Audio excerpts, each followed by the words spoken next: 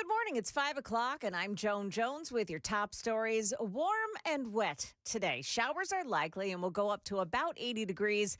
And we're still keeping an eye on tomorrow's stormy forecast. Here's Stefano. Strong to severe thunderstorms with damaging wind and heavier rainfall, the main threats. No change since we talked this time yesterday. It's still a level 2 out of 5 on that scale across most of the area. Heavy rainfall is almost a guarantee with any thunderstorm. It's just not going to cause major flooding. Keep it here, and we'll keep you updated on tomorrow's storms. President Trump addressed the nation last night, praising Operation Epic Fury. The president saying repeatedly that the U.S. and Israel are winning decisively and that the war will end soon. He was pressed on whether it would end this week, replying no, giving no timetable. That's ABC's Ian Pennell reporting. Meantime, there are new concerns that Iran may have activated so-called sleeper cells in countries around the world. ABC's Marcus Moore. A new potential threat from Iran.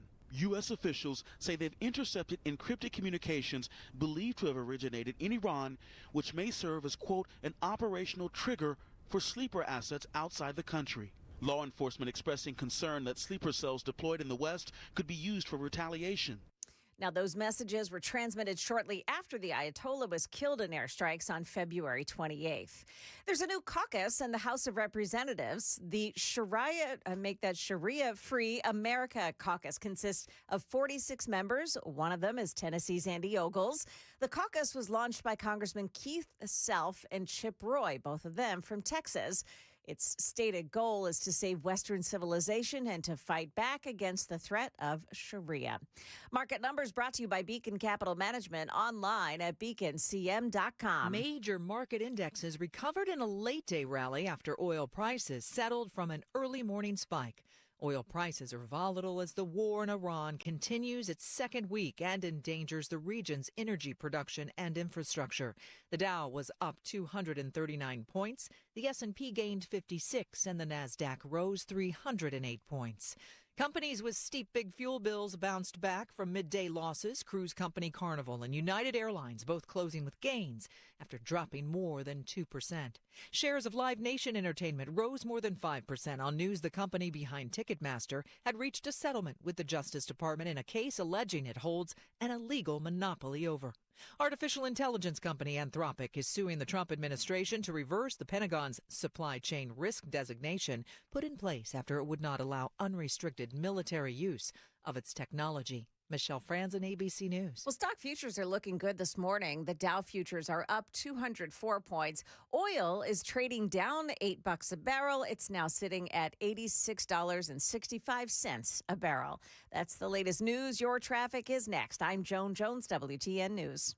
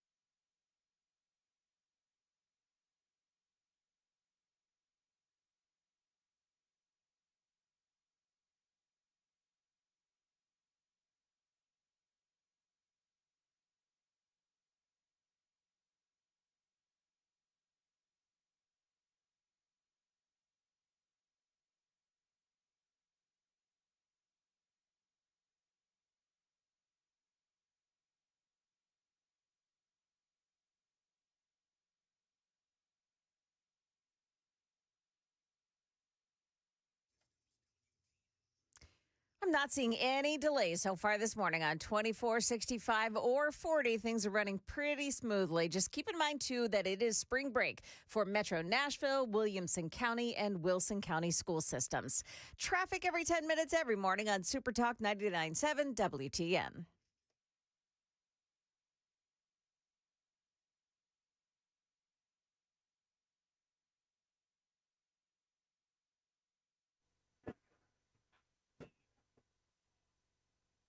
Well, good morning, everybody. It is 6 minutes past the hour of 5 o'clock on Super Talk 99.7. I am Brian Wilson in for Dan Mandis, who will return next Monday.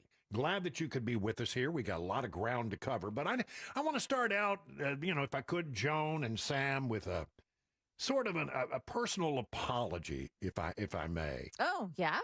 I really stunk up the joint yesterday. I mean, to tell you, I don't know. I struggled through yesterday's show in a way that I don't think I've struggled in a long, long time. I mean, it was a bad day for me. I just, I don't know. I guess it's the spring forward thing and getting up at 1 o'clock in the morning or 2 o'clock in the morning. Yeah, we all get it on this side. We all get it. I mean, apparently it's, I started to get some sense that it was not going well when I got a call from Cabana Wife during one of the commercial breaks telling me that I had itis. Itis is where you go, you're putting too many ums in your thoughts. And I know that when I do that, I'm tired. I'm really very, very tired. So that was the sign that things were. Then I found out. I mean, I didn't know until this morning when I was talking to Sam before the show that apparently many times yesterday I said it was a certain time, and I said it was Central Standard Time, which of course it wasn't. It's daylight savings time. I mean, what is wrong with me? So. I just want to, for those of you who've been with me over the years, both on the morning show and the afternoon show, I think I have a pretty good reputation of doing a fairly decent and thoughtful show. At least that's what I try to do every day. But I just stunk it up yesterday. So we're gonna start off today trying to do better. That's the mantra of me and Sam every day. We're gonna do better. Every day. Right, Sam? Well, anyway, it's good to be with you this morning. And let's get started here and talk about the things that are going on in the world around us. And if I make a mistake, it's just because of the time. I'm telling you, time. I'm learning a lot about time, by the way. Time is a very interesting construct. Does it keep really slipping and slipping into the future, man? Yeah. And what is it? Time keeps on slipping into the future, which is true. Who knew? All right, I want to get to starting about Iran and talk about that because we got a sort of an update from the president yesterday. Yesterday when we came on the air, I was talking about how oil prices had spiked because there wasn't any oil moving through the Strait of Hormuz because of the Iranian conflict. And it was at $110 a barrel. And people were freaking out, and gas prices were going up. I'll need to look and see what their gas prices are here. And could you do that for me, Sam? Just look up AAA and find out what our average gas price is this morning. But oil is down dramatically overnight. And it has to do a lot with what Donald Trump did yesterday and what he said yesterday, suggesting that it was going to be, a short-term excursion into Iran. He was talking about, he used that term excursion while he was talking about the economy and how good it was and how good things were going. But we needed to take this little excursion that was going to boost oil and gas prices for a short period of time. Here's how he put it. So with your help and hard work, we're making America great again, and we're doing it much faster than we thought. And it's better, stronger, and our country is doing really well. I mean, at a level that nobody thought. We took a little excursion because we felt we had to do that to get rid of some evil. And I think you'll see it's going to be a short-term excursion. How good is our military, right? Amazing. How good. Short term. Short term. Thank you. They're great. You know, we all together, in my first term, we rebuilt our military. And I didn't know I'd be using it so much in the second term, but we have a military like no other. It's not even close. And, you know, I think that's really true. One of the things that I think we've learned about all of this is just how effective the United States military can be if you let the military be the military. We have proven how we may be the only superpower on the planet. It's us and the Chinese. I mean, if one thing that Ukraine has taught us is that the Russian military ain't much. You know, a lot of hat and no cattle. And so you know, and the Chinese may be the other superpower. I'm not real sure. But one thing that is very clear is our military, when allowed to do what our military can do, take off the handcuffs, let them be, you know, what they do, which is go around and break things. And become lethal, and when you need to go against evil. Well, you know, when you do that, we are very effective. He was asked about this thing about an excursion. How long is the excursion going to be? And reporters were trying to pin him down on how long he thinks. He didn't answer directly, but he suggested it would not be a lengthy excursion. On Iran, you called it an excursion. You said it would be over soon. Are you thinking this week it will be over? No, Are you talking but soon. about days? I think soon. Okay, and with respect Very to... soon. Look, everything they have is gone, including their leadership. In fact, there are two levels of leadership, and even actually, as it turns out, more than that. But two levels of leadership are gone. Most people have never even heard about the leaders that they're talking about. So it's obviously been very, very powerful, very effective. All right, so yesterday we told you that gas prices and oil prices were going up. And let's see, oil yesterday when we came on the air had just come down from a peak of $110 a barrel for West Texas intermediate crude. And now it is at $87 a barrel. Now, we want that probably somewhere around 60. That's probably, that allows the oil companies to make profit and fund future exploration, but at the same time, it keeps prices, you know, a bit more reasonable. There's a lot of oil in the world. They were really concerned, the people who drive these oil prices up and down, about the Strait of Hormuz. And it's very clear that we're going to be able to control the situation in the Strait of Hormuz given enough time. So, you know, it looks like all of the freaking out that was going on yesterday has been somewhat tempered. And I think that's a good thing. So there you have that.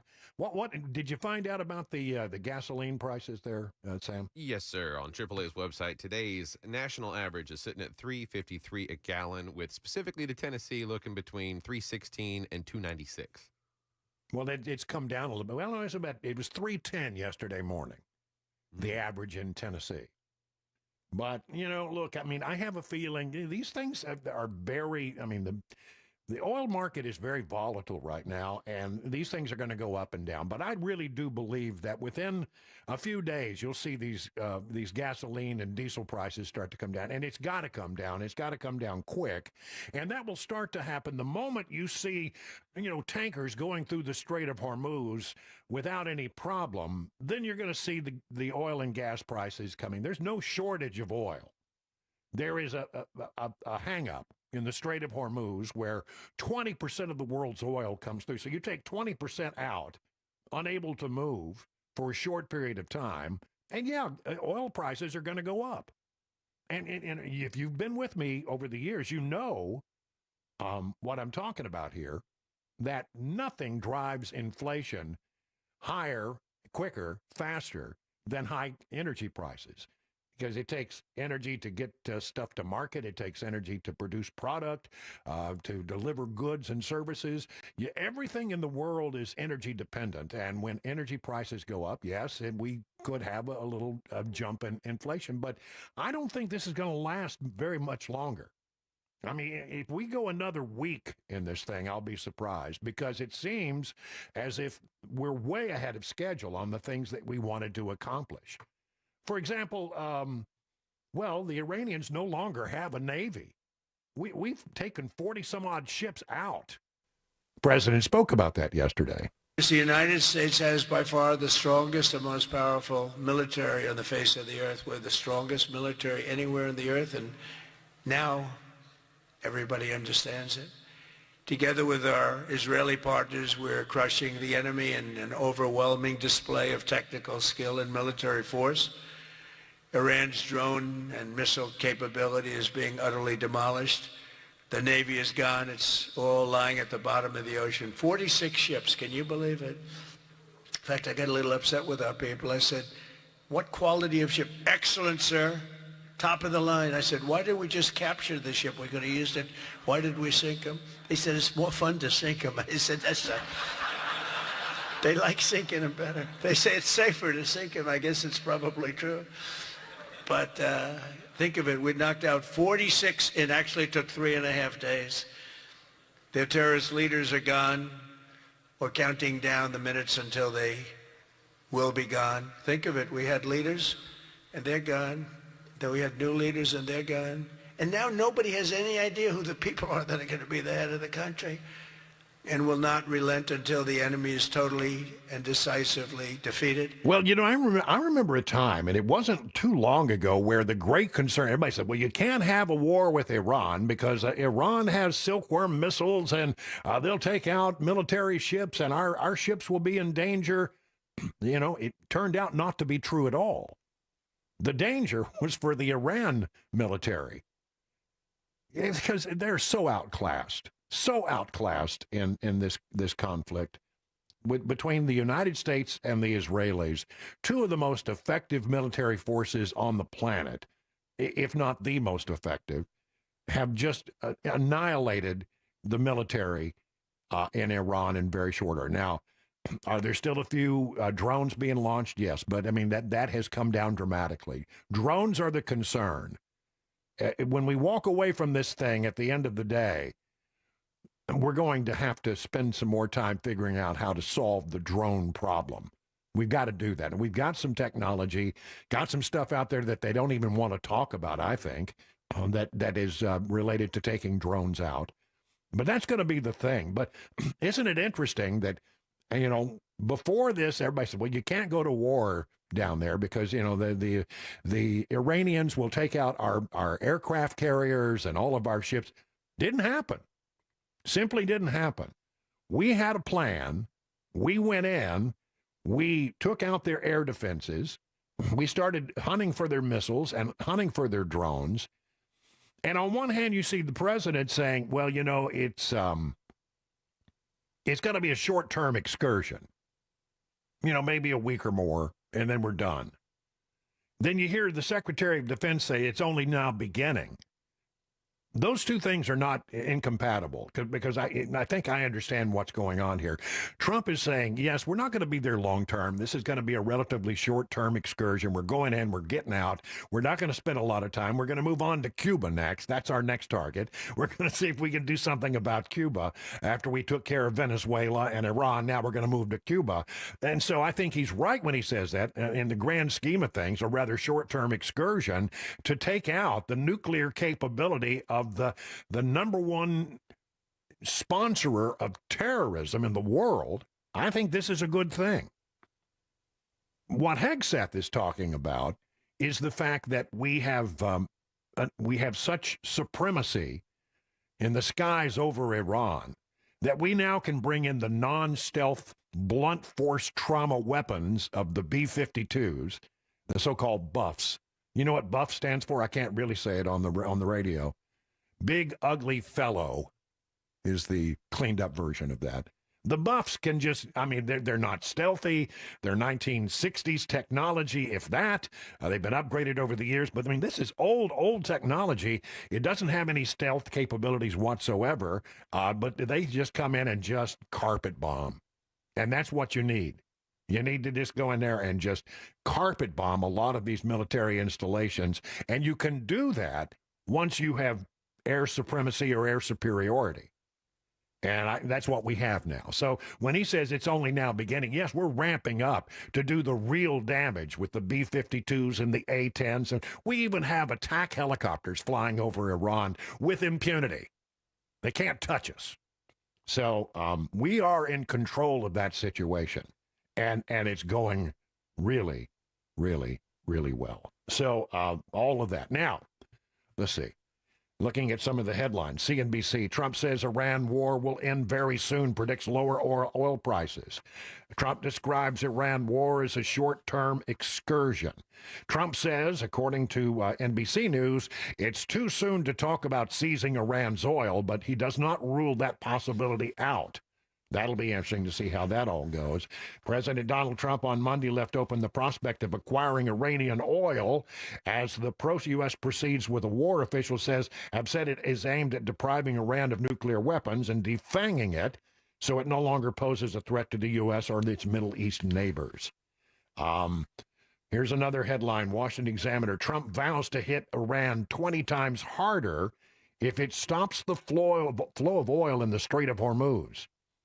If Iran does anything that stops the flow of oil within the Strait of Hormuz, they will be hit by the United States of America 20 times harder than they've been hit thus far.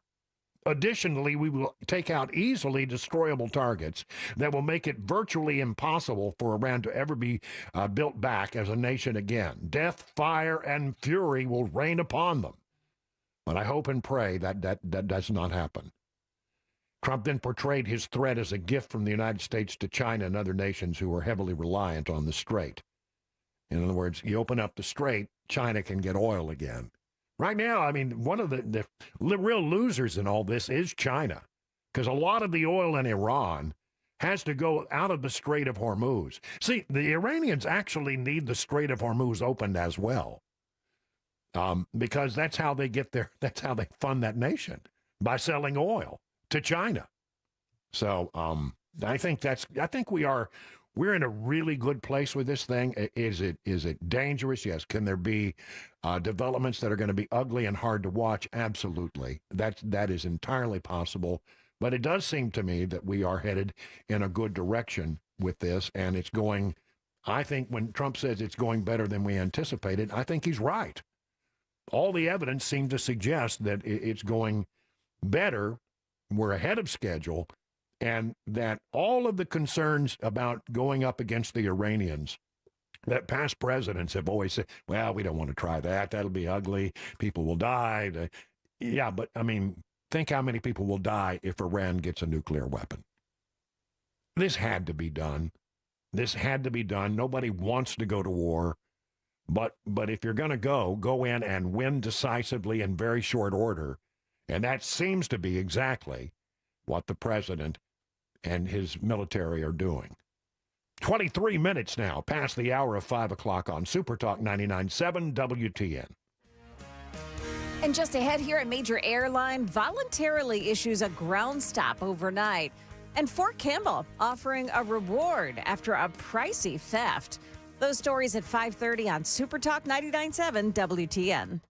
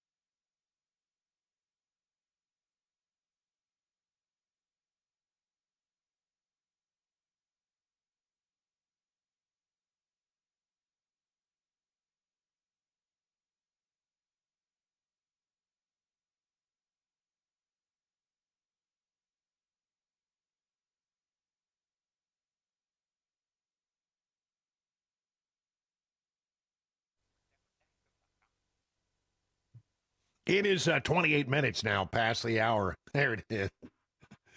The Steve Miller Band, ladies and gentlemen, from the 1970s. I'm surprised, Sam, you even know that song. I was raised well. It was, yeah, well, that's an iconic classic rock song for sure. Steve Miller Band. Yep. Time does keep slipping into the future. You know, coming up on the rest of this show, we're going to be talking about some very interesting stuff. The midterm elections and beyond.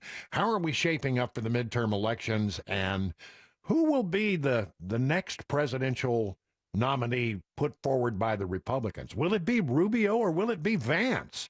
There's sort of a interesting little competition going on between those two. And we'll talk about that. We'll also talk with Marsha Blackburn in the 7 o'clock hour. She will join us at 7:15 to talk about the SAVE Act and everything going on in Washington right now. So that's all straight ahead. So we got a lot right going on here this morning. This is a good morning to settle in and get ready to learn some important stuff about the world around you this morning. But right now, we got to stop because it's time for the news with Joan Jones on Super Talk 99.7 WTN.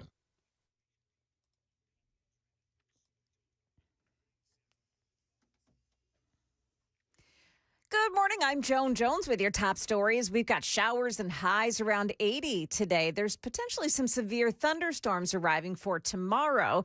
Keep it here for all the latest on that. Long lines at TSA checkpoints around the nation, and it's blamed on the partial government shutdown. ABC's Gio Benitez is at Newark Liberty Airport in New Jersey. So far, big airports like Newark have been faring better, but there's a real concern here about lines the longer this shutdown goes on. 2 lines, 2 escalators. Because of that shutdown, the roughly 60,000 TSA officers who get you through security haven't gotten a full paycheck in almost a month, and many of them aren't showing up to work. The partial government shutdown continues today, too. DHS's social media pages show photos of those long airport lines, blaming Democrats for holding spring break travel hostage for political points. Well, things are back to normal this morning after the FAA issued a ground stop for all JetBlue flights early this morning. The airline requested the nationwide halt over IT failures. It was lifted after about an hour. Flights are expected to be on time at this point, but it's still a good idea to check your flight status if you do have a JetBlue flight this morning.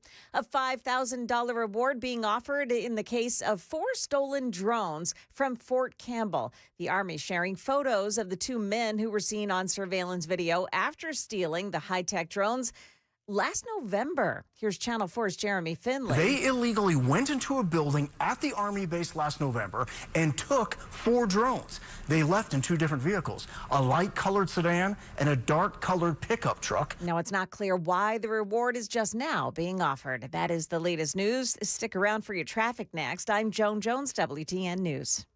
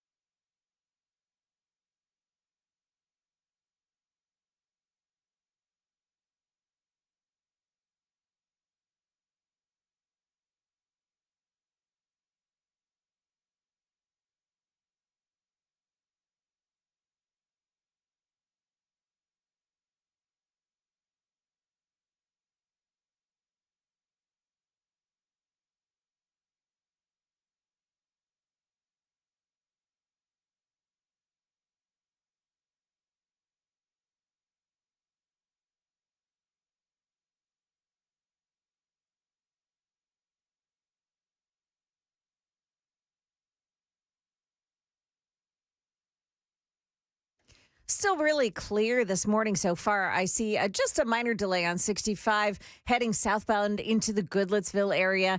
24 is looking good so far. Traffic every 10 minutes every morning on Super Talk 99.7 WTN.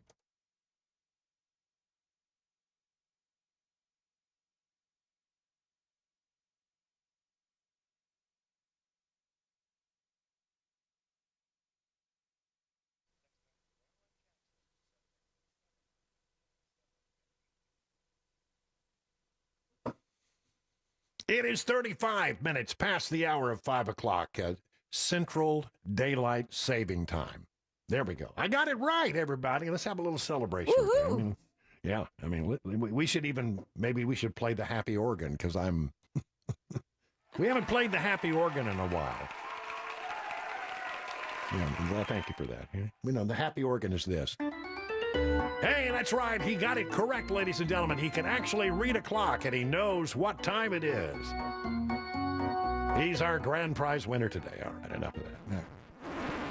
All right. So I want to talk a little bit more about what's happening in the world with regard to this situation in Iran and the complications that arise in a situation like this. And this is a very concerning story.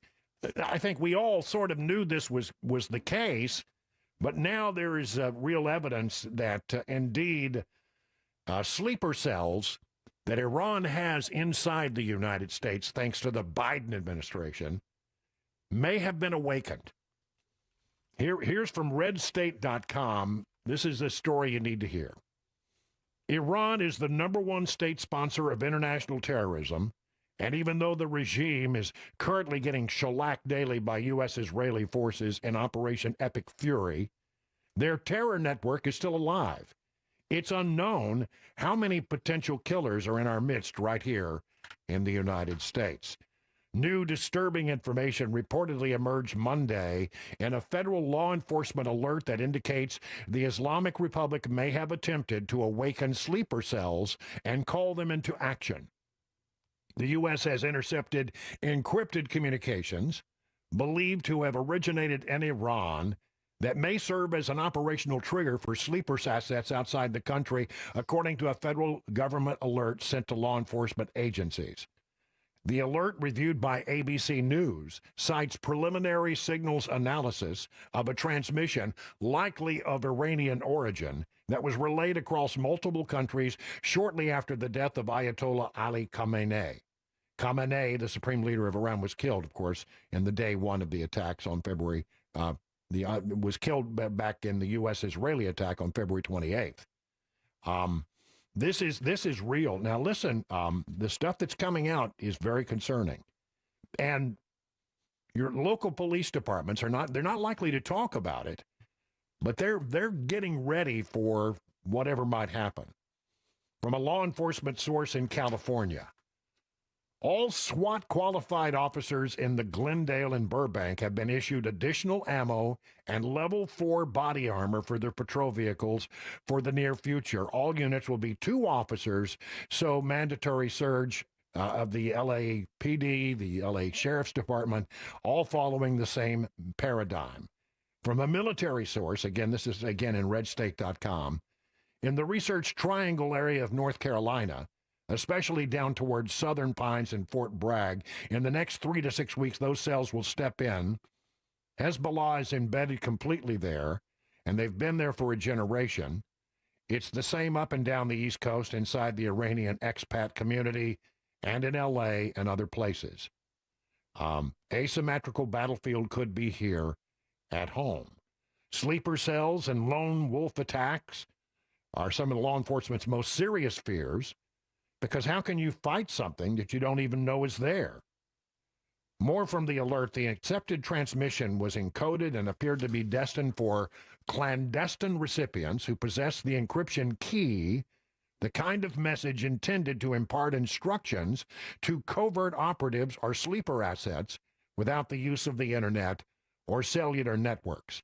It's possible the transmissions could be intended to activate or provide instructions to preposition sleeper assets operating outside the originating country. Scary. Really scary.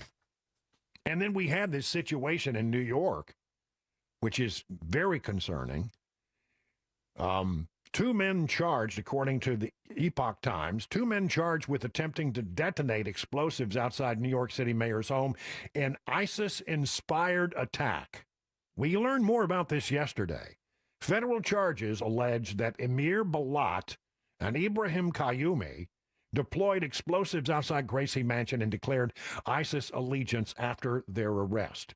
The two Pennsylvania men have been federally charged with attempting to detonate improvised explosive devices outside New York City Mayor Zohran Mamdani's residence. The men declared allegiance to ISIS following their arrest, prosecutors announced on Monday. Apparently, they were read their rights and they just kept talking. The New York City Police Department said earlier Monday the devices were deployed in the direction of anti-Islamic protesters and NYPD officers. Emir Balat, 18, of Langhorne, Pennsylvania, and Ibrahim Qayyumi, 19, of Newtown, Pennsylvania, face charges including use of weapons of mass destruction, which carries a maximum sentence of life in prison, and attempted provision of material support to a designated foreign terrorist organization. Could carry a maximum sentence of 20 years. After his arrest, Balat allegedly told officers, and this is the quote, "I pledge my allegiance to the Islamic State," and when asked whether he had hoped to replicate the Boston Marathon bombing, he responded, "No, I wanted it even bigger. Boston was only 3 deaths." Qayyumi, when asked by a bystander about his motivation, responded, "ISIS." So there you have it. I mean, it is real. We should be on alert. And here in Nashville, of course, we have a lot of soft targets, Lower Broadway and et cetera. It is something that has got to be on the minds of the local police department. So here's what I would say to you about all this is that be sure if you see something to say something.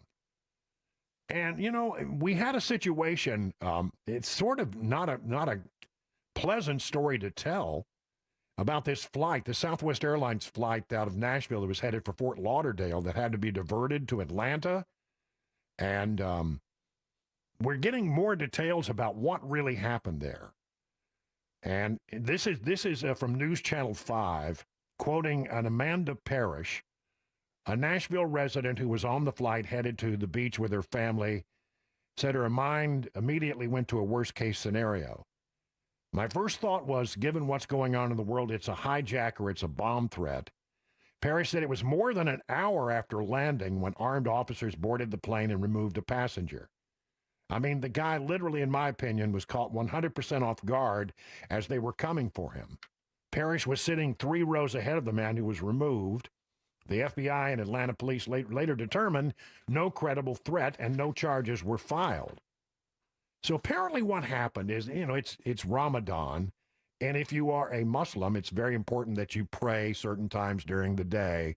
And he had an alarm on his phone that would go off to remind him that it was time for him to pray. I've been on planes and I've seen this happen. It does happen, and so this individual who was Muslim was just saying his prayers in accordance with his faith, and somebody said, he's praying in a foreign language, and it spiraled out of control from there. So are these kinds of things going to happen? Yes. Is this a misunderstanding? Yes, I think it's a grandiose misunderstanding. But I would rather have this, I think, than to make sure that, that you didn't say something and then something spiraled out of control. So these things are going to happen. In this particular case, it was a misunderstanding from everything we can tell. But nonetheless, given where we are in the world, I still think it's better to err on the side of caution. So if you see something, it's better to say something than to not say something. Let the officials sort it out. Find out whether it's something real or not. But, we have good reason to be on edge, given the fact that apparently these sleeper cells may have been activated. You get to the airport right now, you're You're likely in some parts of the country to see a shortage of TSA staffing, which I don't understand at all. Because we tried to find out what was going on yesterday, and we talked to the folks at BNA, and I was told that, look, TSA hasn't missed a paycheck yet. This coming Friday will be the first paycheck that they will have missed. So nobody's lost any money yet. But yet in some parts of the country, Atlanta, Kansas City, I think there are other places, Houston, Hobby, for whatever reason, I don't know. The TSA has sort of gone, they've got the TSA flu going on, and people are not showing up for work. And in some areas, they're having problems getting people through security. It's taken 3, 4, 5 hours in some cases to get through security, but they haven't missed a paycheck yet. If what I was told yesterday is correct, and I believe it is, the 13th, Friday the 13th, yes, Friday the 13th, is apparently the first paycheck that TSA will have missed. So they're not losing any money now. So and who knows? Brian, I learned that they got a partial paycheck on the 28th. So they literally haven't skipped one, but they've been shorted on the last one. Is that right? Yeah. Okay.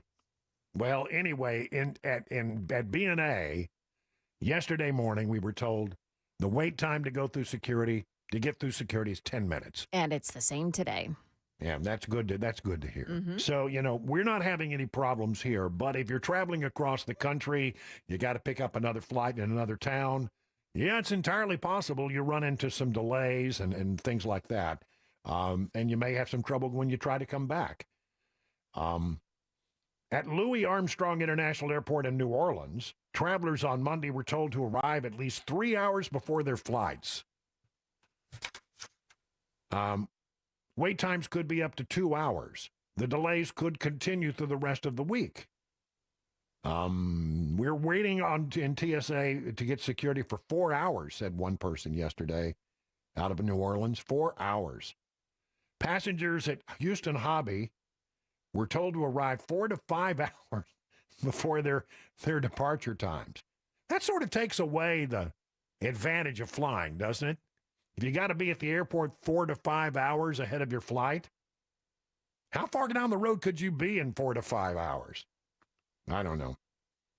I think at this point, if I got told I had a 4 to 5 hour wait, depending on where I was going, if it was a long trip, maybe not. But if it's a trip to Atlanta, I think I'd just drive it. I don't think I'd be flying right now. Why put it in there? So anyway, that's going to be a problem. Oh, you know what I forgot to do? We got to do a quick check of what's going on with traffic and weather. I'm a little late on that. 48 minutes now past the hour. No, we don't do it there? I'm sorry. You're right. I forget. We're not going to do that. But the forecast today, going to be nice, 77. So there you have all that. The other thing that's going on with regard to the TSA and all of these concerns is what, let me pull this up here. Where is it? I've got it here somewhere. Yeah, here we go. This is interesting. We've got a situation involving Andy Ogles. I'm trying to find where all that is. I've got it over here somewhere. Yeah, here we go. Andy Ogles is one of 46 members of, as you heard in our newscast, the new Sharia-Free America Caucus. The House of Representatives caucus has 22 members from 22 different states. When U.S. Representative Keith Self and Chip Roy launched the caucus in January, it had 26 representatives from 17 different states. And Ogles is now part of this new Sharia-Free American Caucus. Preserving the American way of life is essential to protecting civil liberties and upholding the United States Constitution. Sharia stands in direct opposition to our country and is a total anathema to the concept of individual freedom and our founding principles. According to the Intercultural Network Group, Sharia law is used by Muslims to refer to its value, code of conduct, and religious commandments or sacred laws, which provide them guidance in various aspects. Our immigration system must be prepared to confront the challenges and defend our Judeo-Christian values, says Ogles. Now, there you go. He's a member of the Islam is a religion of violence, says Ogles. Abuse of women and ruthless social political conquest. Its laws and practices have no place in American society. Islam is conquering the European continent, and I refuse to let it conquer America, says Ogles. You know, that's gonna play well in America. But I do feel like, you know, in some cases you have it, like, for example, in this situation with the flight out of Nashville that went to Atlanta and was diverted. That was a misunderstanding, and that guy did nothing wrong. I mean, you may not understand his religion, but he has the right in America to have his religious beliefs as he sees fit. Ogles is saying that we need to make sure that our Judeo-Christian ethics are protected from, you know, a different way of life that is not part of what this country is all about. So a lot of people are criticizing Ogles and saying he's overreacting, and they call the comments racist. I don't think that's true. I think that Ogles, while, you know, I wouldn't completely agree with everything that Ogles has said, I think that he's talking about something that is an attack against the principles on which this country was built, the principles on which this country was founded, and he's right to raise concerns about it. But we got to find the happy medium here. While we need to be on guard against, you know, and Sharia law becoming the law of the United States, that is something we need to be concerned about. We also need to be a little tolerant of the fact that there are people who are of the Muslim faith who, quite frankly, are good American citizens in every way. Just because you're a member of the Muslim faith does not mean that you're a terrorist. But there are terrorists who are of the Muslim faith, so there lies the problem, and there lies the struggle. So Andy Ogle's catching a little flack for that. But I have a feeling that, you know, that's going to play well with his constituency here in Middle Tennessee. And on that note, 52 minutes past the hour of 5 o'clock on Super Talk 99.7 WTN. And coming up, we'll tell you what FBI investigators found in a storage unit being rented by one of the two New York City wannabe bombers. Those stories coming up here at 6 on Super Talk 99.7 WTN.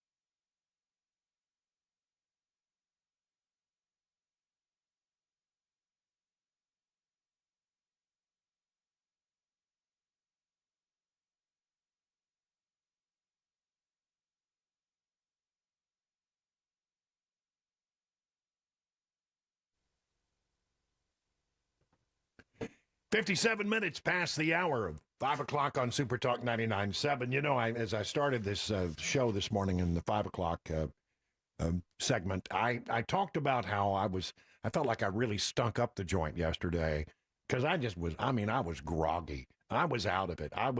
My brain was muddied. I made mistake after mistake after mistake. And it's all because it's the Monday morning after the spring forward, which I think is the worst one. Springing forward is a lot more difficult, I think, than falling back. That's just the way it feels to me, but I don't know. But I find that apparently there are a lot of demonstrable things that happen when you, this Monday, following the change of the clocks. Sleep deprivation is the problem, and it can have a reaction to heart disease, cognitive decline, obesity, and other problems. People say that fatal car crashes temporarily jump up in the first few days after the springtime change. The risk was highest in the morning, and research is attributed to sleep deprivation. Then there's the cardiac connection, according to WSMV. The American Heart Association points out there's studies that suggest an uptick in heart attacks on the Monday after daylight saving begins. And in strokes 2 days after. You're not out of the woods yet. How do you solve it? I'm not going to give you a problem without giving you the answer to the problem. Go outside for early morning sunshine in the first week of daylight saving time, and that will help you reset your body's internal clock. Moving up daily routines like dinner time or when you exercise may also help cue your body to start adapting. And if you can avoid the afternoon nap, and yesterday I was unable to avoid the afternoon nap, and if you can avoid caffeine, it makes it a little easier to make the transition. So it is a real thing. It is a real thing. And Avoiding caffeine? Has I proved yet? Say again? Avoiding caffeine, though? Ouch. Yeah, I don't think I could do that. I guess maybe during the day. I mean, who can function without coffee in the morning? Amen. I can't. I certainly can't. All right, well, Joan Jones is up next with the news. 1 hour down, 3 to go here on Nashville's Morning News. Brian Wilson in for Dan Mendes. Joan Jones is next with the news.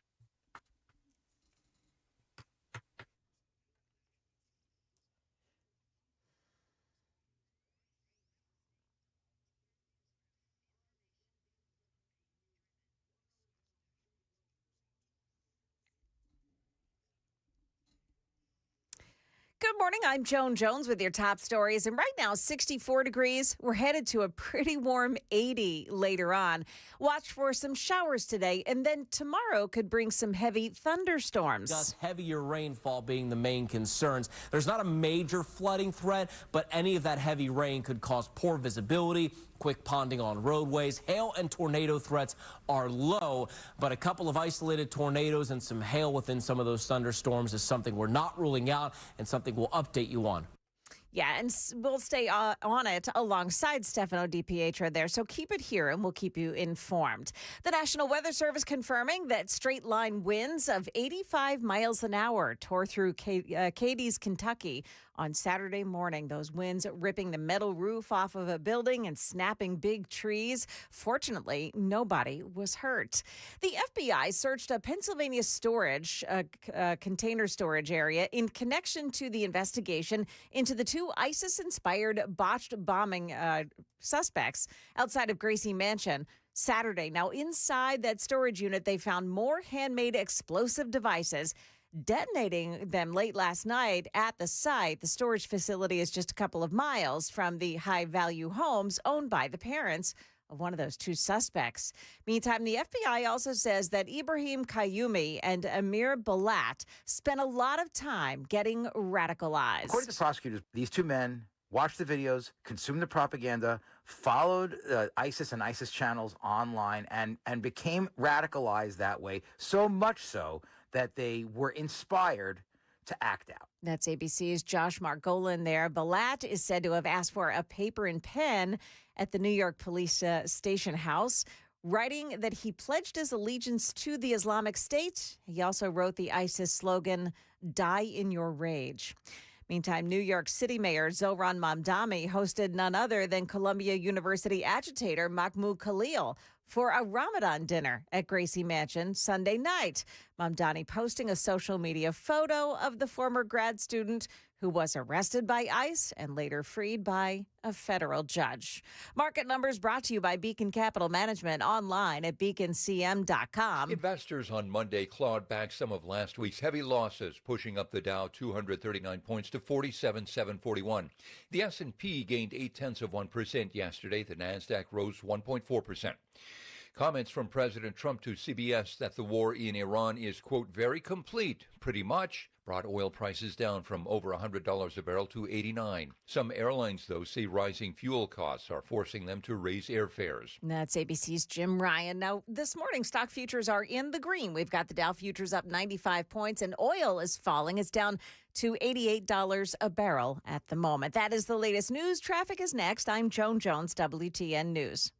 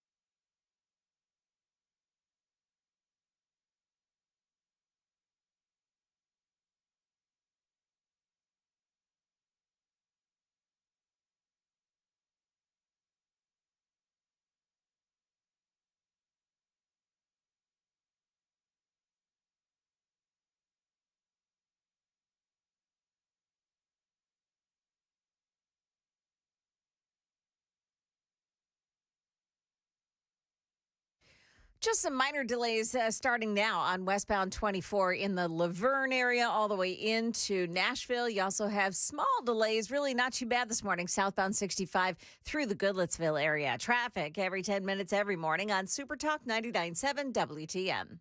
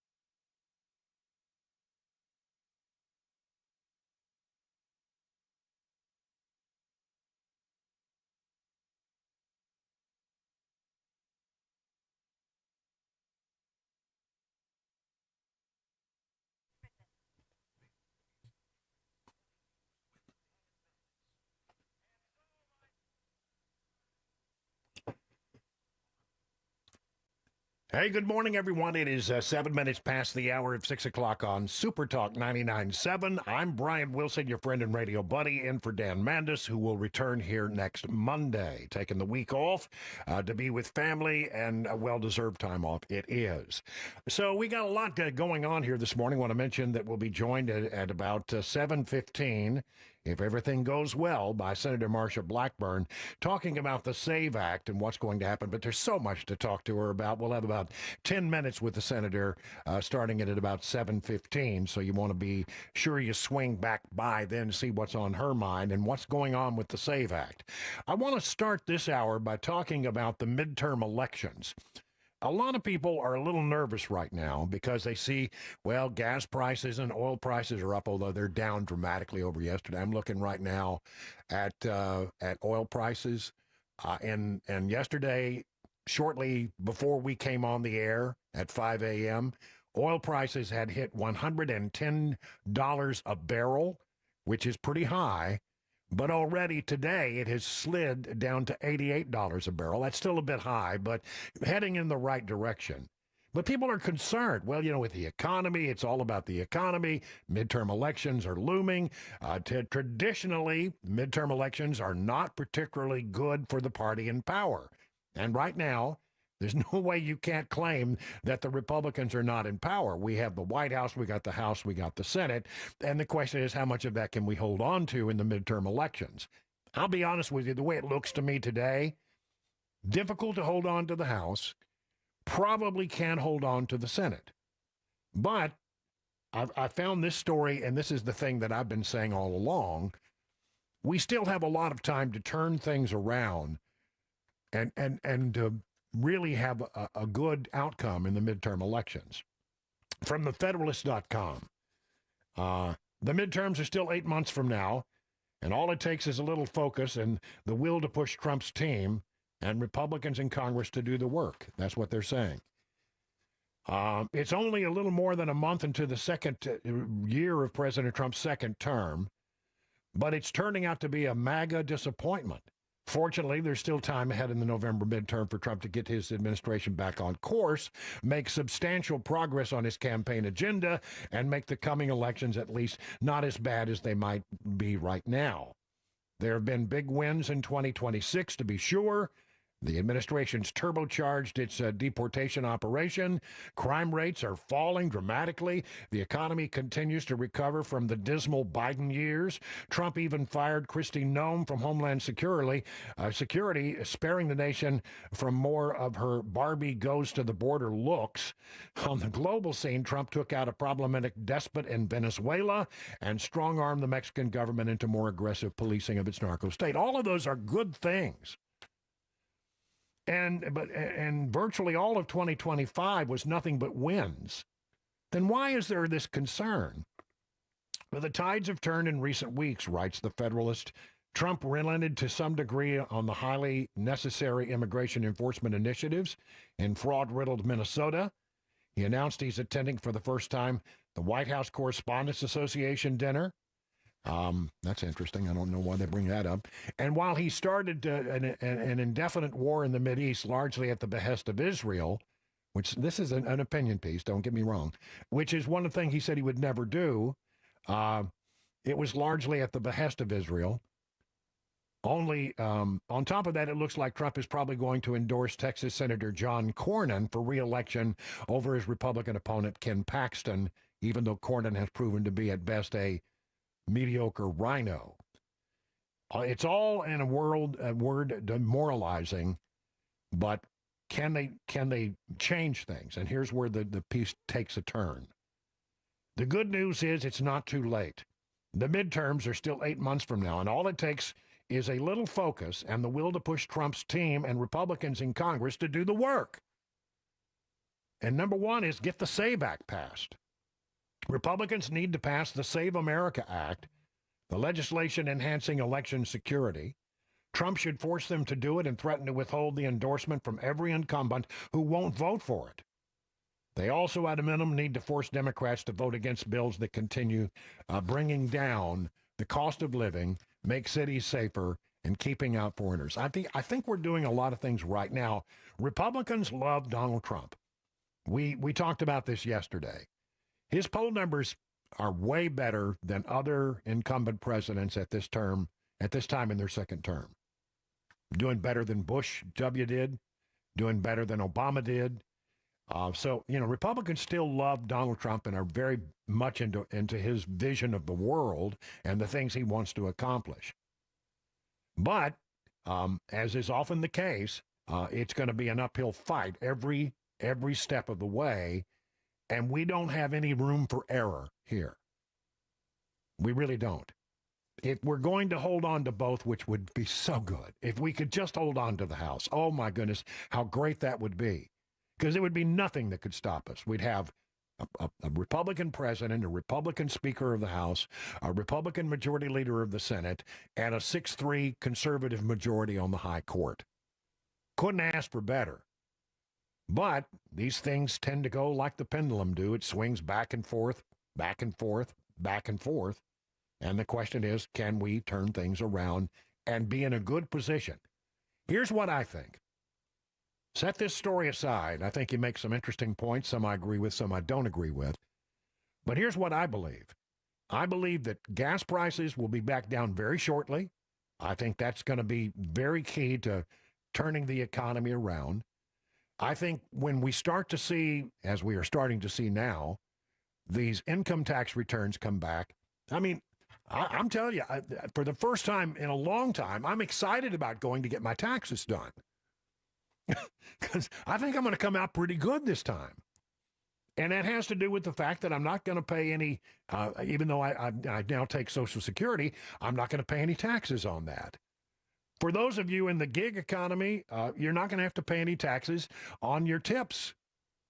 And that's a huge thing. There's going to be a lot of people who make adjustments to their deductions once they do their taxes. And that means they're going to be able to keep more of their money every month. Well, that's a good recipe. The only thing that is really in the way right now of making sure that this economy rebounds is making sure that people understand how much better it was and are reminded daily of how bad it was under Democrat rule. Can we win this thing? Yes. Is it an uphill battle? Absolutely an uphill battle. But I think that, there is plenty of time to turn this thing around. And I think the economy is poised to really just go crazy. Now, as the president said, we're taking a little detour. We're taking a little excursion to the side to deal with this Iranian threat. But that's going to be over very soon. Gas prices are going to come down. The economy is rebounding. Tax refunds are going to be sitting in people's pockets, and they're going to be spending money, and that's going to generate, more of a stronger economy in the United States. I just see things being in really good shape by the time we get to the November midterm elections. Now, as long as we're talking about, elections that are on the horizon, let's go out because it's never too soon to start talking about presidential politics. Couple of stories coming out today about Rubio versus Vance. Who might be the better choice for the run for the presidency in 2028? Right now, the numbers favor Vance, but Rubio is coming on strong. We'll get into that in just a moment. Right now, at 15 minutes past the hour, a quick look at what's going on in traffic and weather.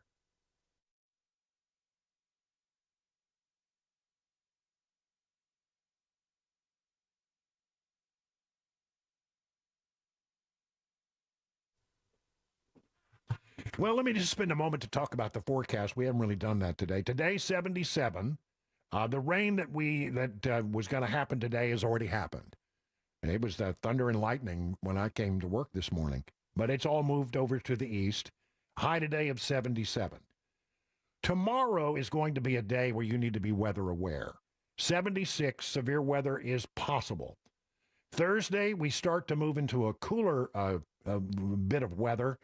A high of only 53 and a 60% chance of rain. Friday and Saturday look pretty nice, but I want to make sure you're aware of this. We're not through the cold weather yet. We've got below freezing weather coming early next week to Nashville. A blast of cold air probably a Monday or Tuesday of next week. We'll keep an eye on that and let you know how it's going. But that's where we are right now. Currently in Nashville, it is 61 degrees and, again, headed to a high today of 77.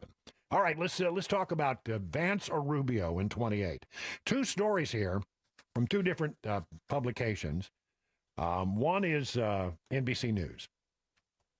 Iran war elevates Marco Rubio in Trump's 2028 secession jockeying. Trump has been informally polling his circle of friends and advisors about the 2028 election, which could pit some of his top administration officials one against the other. And, you know, if you look at the polling data, it's Vance's to lose right now. The nomination would be his. I mean, the vast majority of Americans have a very strong opinion, and conservatives do for sure. And people say, well, who's going to be the 2028 nominee? The money is on J.D. Vance right now, the vice president. But Marco Rubio is coming on pretty strong. From the Wall Street Journal, Vance or Rubio in 28? It's a question Trump can't stop asking. The 2028 election more than 2.5 years away, but it's very much on Trump's mind as he casts about for a suitable heir to his MAGA empire. For months, the president has privately polled advisors, donors, and friends about the political strength and weaknesses of the vice president and the secretary of state, pitting the two young, ambitious Republicans against each other, whether they like it or not. Increasingly, Trump has shown fondness for Rubio, according to people who have spoken to the president, praising him in private and telling associates that he thinks the former senator is electable. Trump's second-term fixation on foreign policy has put Rubio at the center of the administration's most high-profile moves, and the president often turns to Rubio for advice, people say. Trump's ultimate decision, advisors say, he hasn't made up his mind, have monumental implications for the Republican Party, given his chosen favorite, the imprimatur of a president who remains deeply popular among conservatives. Will also define the conservative movement for a generation, elevating either the populist, anti-interventionist ideas of Vance or the more hawkish foreign policy vision of Marco Rubio. Rubio has publicly and privately said he would not challenge Vance, who is widely seen as the front-runner should he decide to run for president in 2028. The two men are friends. According to people close to them, polls show Vance as the early favorite party nomination in 2028. They reached out to both Rubio and Vance's campaigns, or not their campaigns, but their staff, and did not get a response. So Rubio is 54, and Vance is 41. Both of them are doing a great job. So who do you lean toward? I'll tell you where I am on this. I love me some J.D. Vance. I think he was a great choice, and I think he's been a very good vice president. But, man, you cannot ignore Marco Rubio, who carries, I mean, how many jobs does the guy have? He's got like 5 or 6 jobs, and he just seems to be excelling at all of them. Here's where I am. I think J.D. Vance could be a great president. I think he would, I think a Vance-Rubio ticket would be hard to beat. I also think a Rubio-Vance ticket would be hard to beat. I've always been a fan of Marco Rubio's mind. He's a smart guy. You know, a lot of people come to Washington and, you know, they don't put in the time. Kamala Harris is a perfect example of this. She comes to Washington, she gets on key committees, she gets a lot of doors open for her, and she doesn't do a thing with it. Point to me to one piece of legislation that Kamala Harris successfully mentored. She hasn't.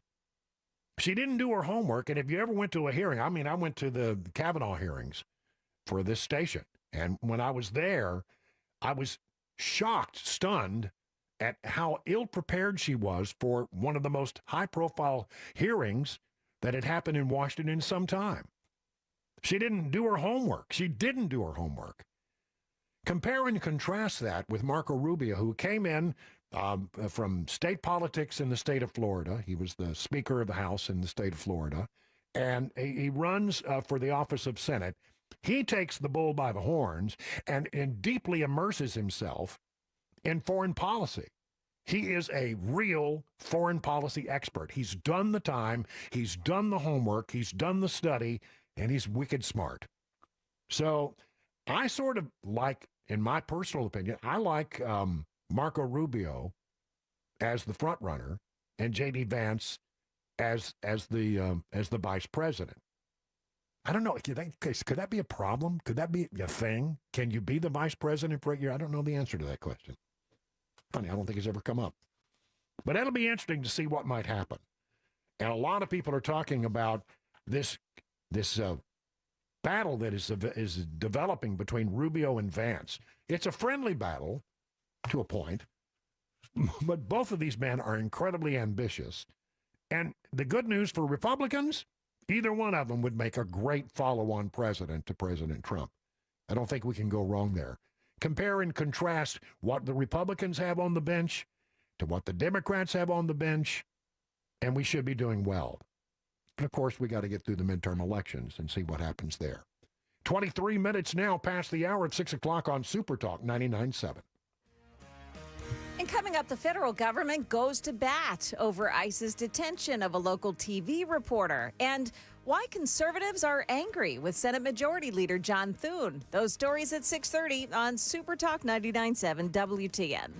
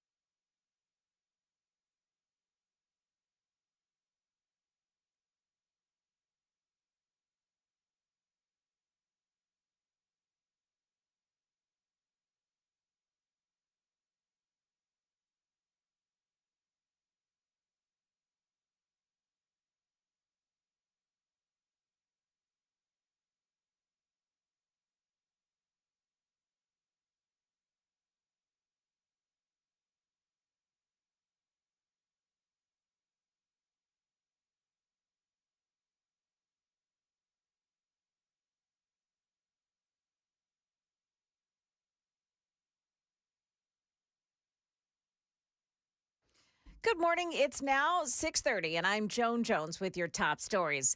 The Colombian-born TV reporter here in Nashville, detained by ICE this week, took her case to court, challenging the lawfulness of her detention. WSMV4's Joylyn Bukovac reports that the judge has now ordered the federal government to explain why Estefany Rodriguez Flores is in custody in the first place. Rodriguez Flores filed an amended petition this week saying that her First and Fifth Amendments were violated. The Nashville Noticias reporter was arrested during what she's calling a targeted enforcement operation on March 4th, and ICE said that she entered the U.S. with a tourist visa in March of 2021, and that was only valid for 13 days. The Tennessee Star is also reporting that Rodriguez Flores was first ordered to appear at an ICE office January 8th. She got married 2 weeks later, suggesting she did so in an effort to stay in the country. Senate Majority Leader John Thune is digging his heels in, saying he will not work to change the Senate rules on the filibuster to pass the Save America Act. His announcement comes after President Trump demanded the bill be sent to his desk.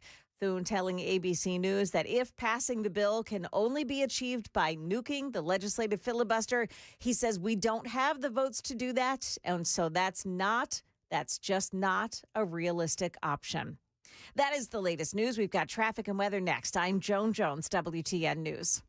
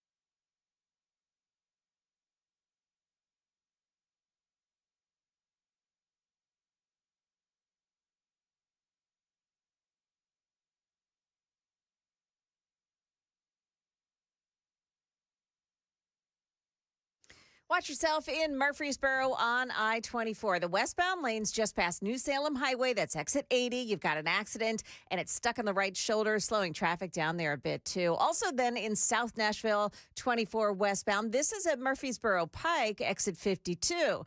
That accident takes out the right and left shoulders. Looks like there may be several vehicles, up to 5 vehicles involved in that accident. Traffic every 10 minutes every morning on Super Talk 99.7 WTN.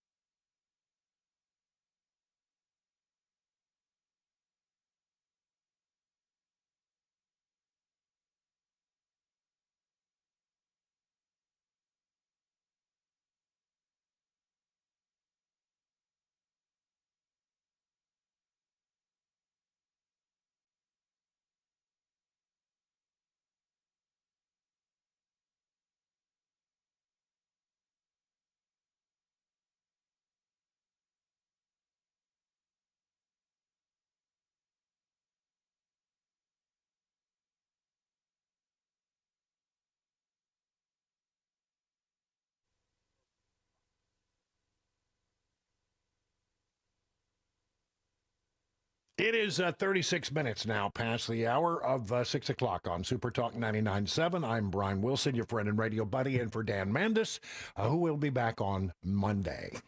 Glad to be with you here this morning, trying to shake off the disaster that was yesterday's show.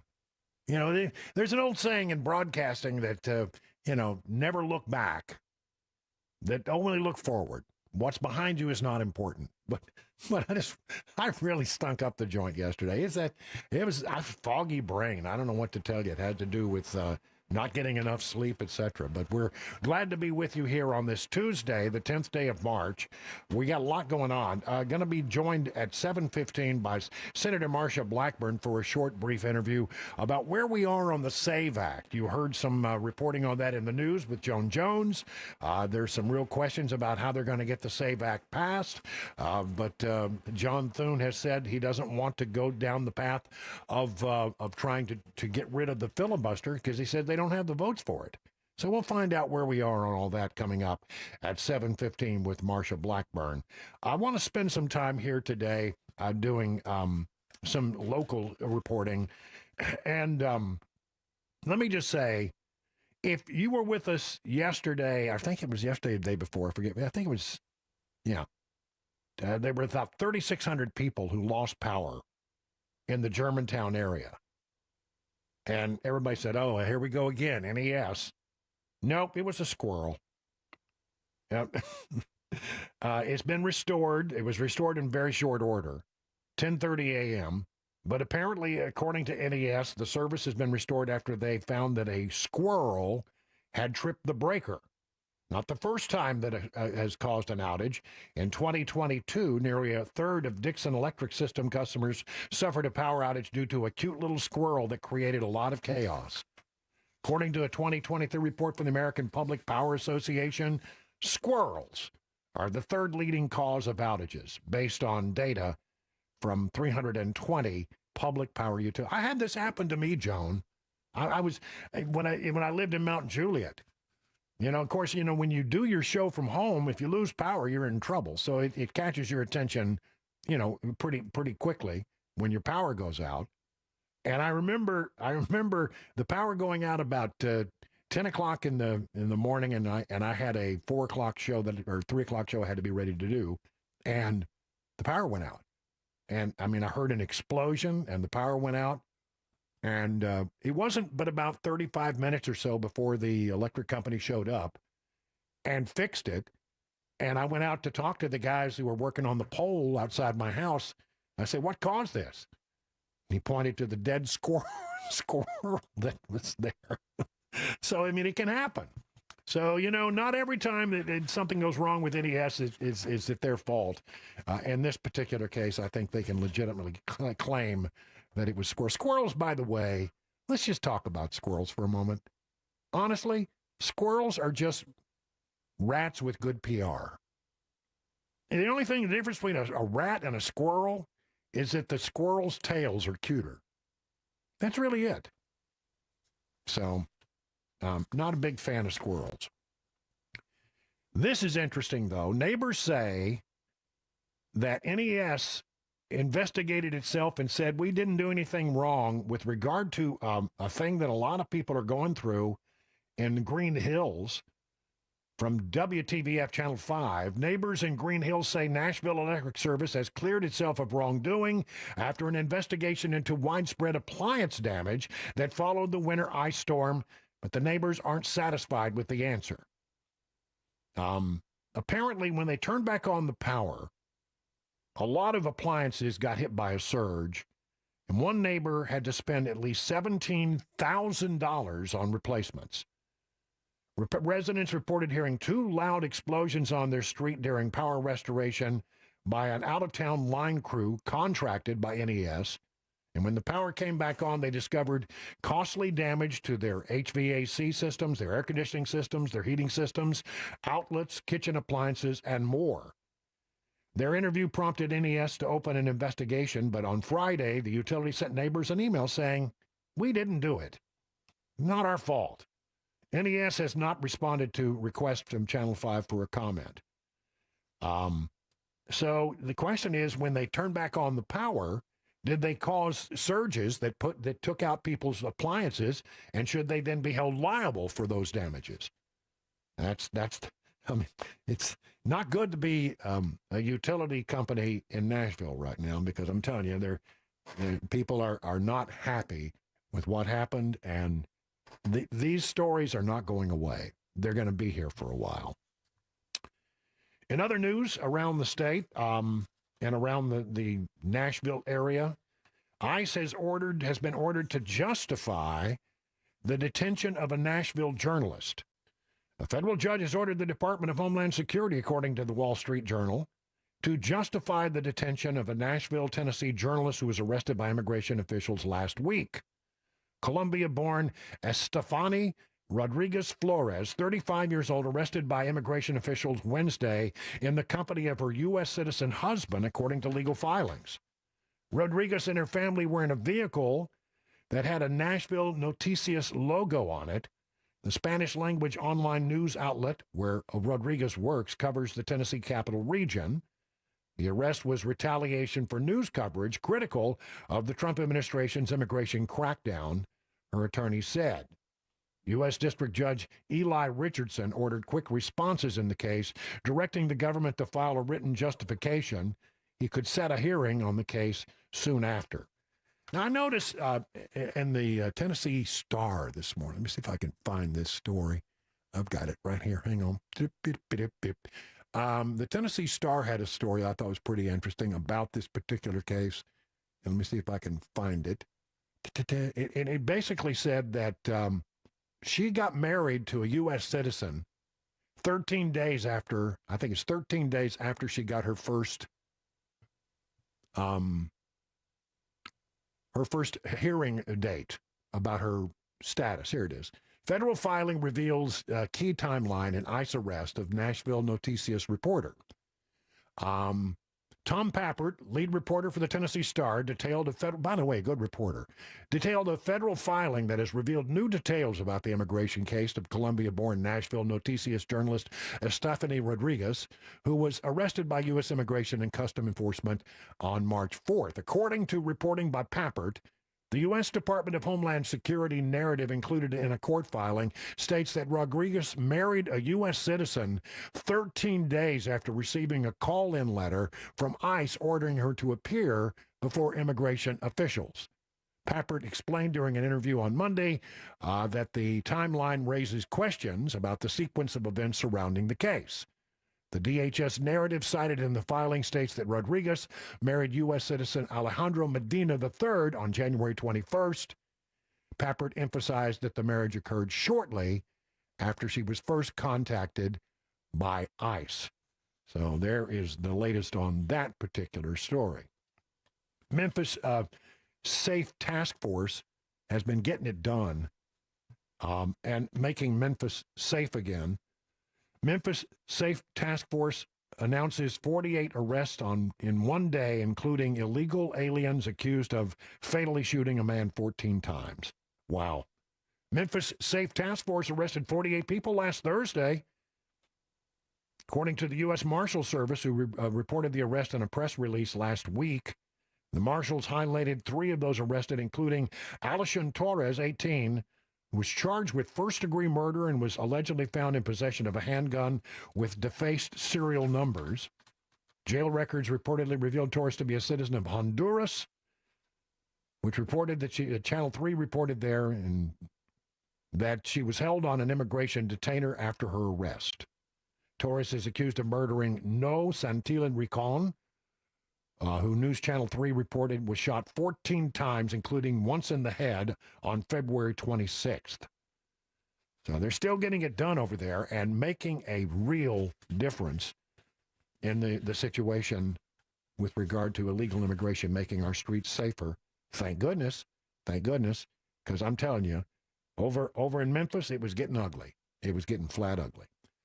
45 minutes now past the hour of 6 o'clock on Super Talk 99.7. Time for a quick check of weather and traffic.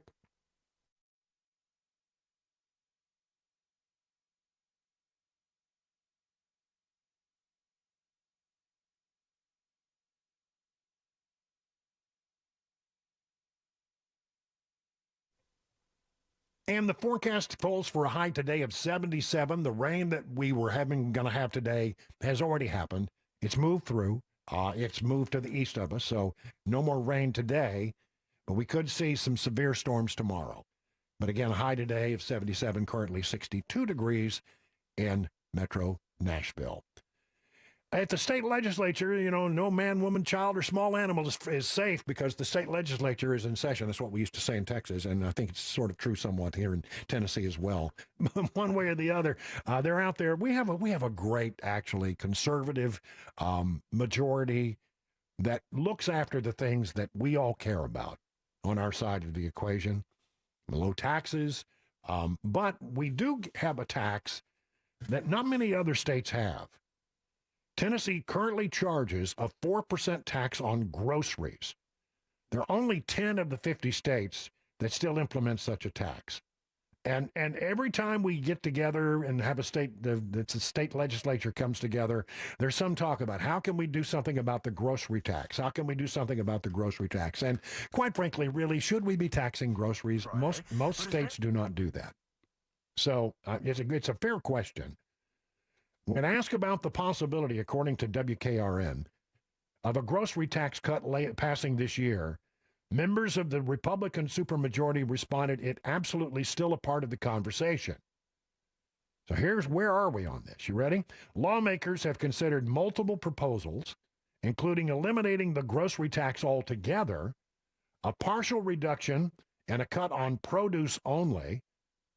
However, because the grocery tax generates more than $800 million a year, and it'd be hard to give up all $800 million to keep the government running, they want to ensure the state can afford any potential cuts long term. So here's what William Lamberth, who said about it: we're going to do as much as we possibly can this year within a balanced budget. We never want to pass a tax cut that some legislative body might have to put back in place. So once we cut taxes, we cut them for good forever. Democrats have a different idea. They want to exchange one tax for another. Yeah, Democrats never saw a tax they didn't love. Well, they want to get rid of the grocery tax, but they said they would replace the $800 million in lost revenue by making big corporations pay their fair share. That's not going anywhere. That's Afton Baines speaking. Don't worry about it. I don't think that's going to happen. But the question remains, can they do something about the grocery tax? And I would love to see that happen. I think it doesn't make a lot of sense to charge people for groceries, but when you don't have a state income tax and you got an $800 million in revenue that comes from the grocery tax that keeps the government in operation, how do you replace that $800 million? So I'm probably guessing that what we see is a reduction in the grocery tax, but I don't know that we can count on it being completely eliminated, at least the way things stand right now. But, any move in the right direction is a good move as far as I'm concerned. That'll be interesting to watch to see how it's going on. And let's see, what else have we got here? We talked about the squirrels. And we talked about, I think we got it all. Let's call it 50 minutes now, past the hour of 6 o'clock on Super Talk 99.7. And up ahead here, what's made Homeland Security warn about potential sleeper cells within the U.S.? Also, the second boating-related death recorded in Tennessee this year, and it's local. Those stories and more coming up at 7 on Super Talk 99.7 WTN.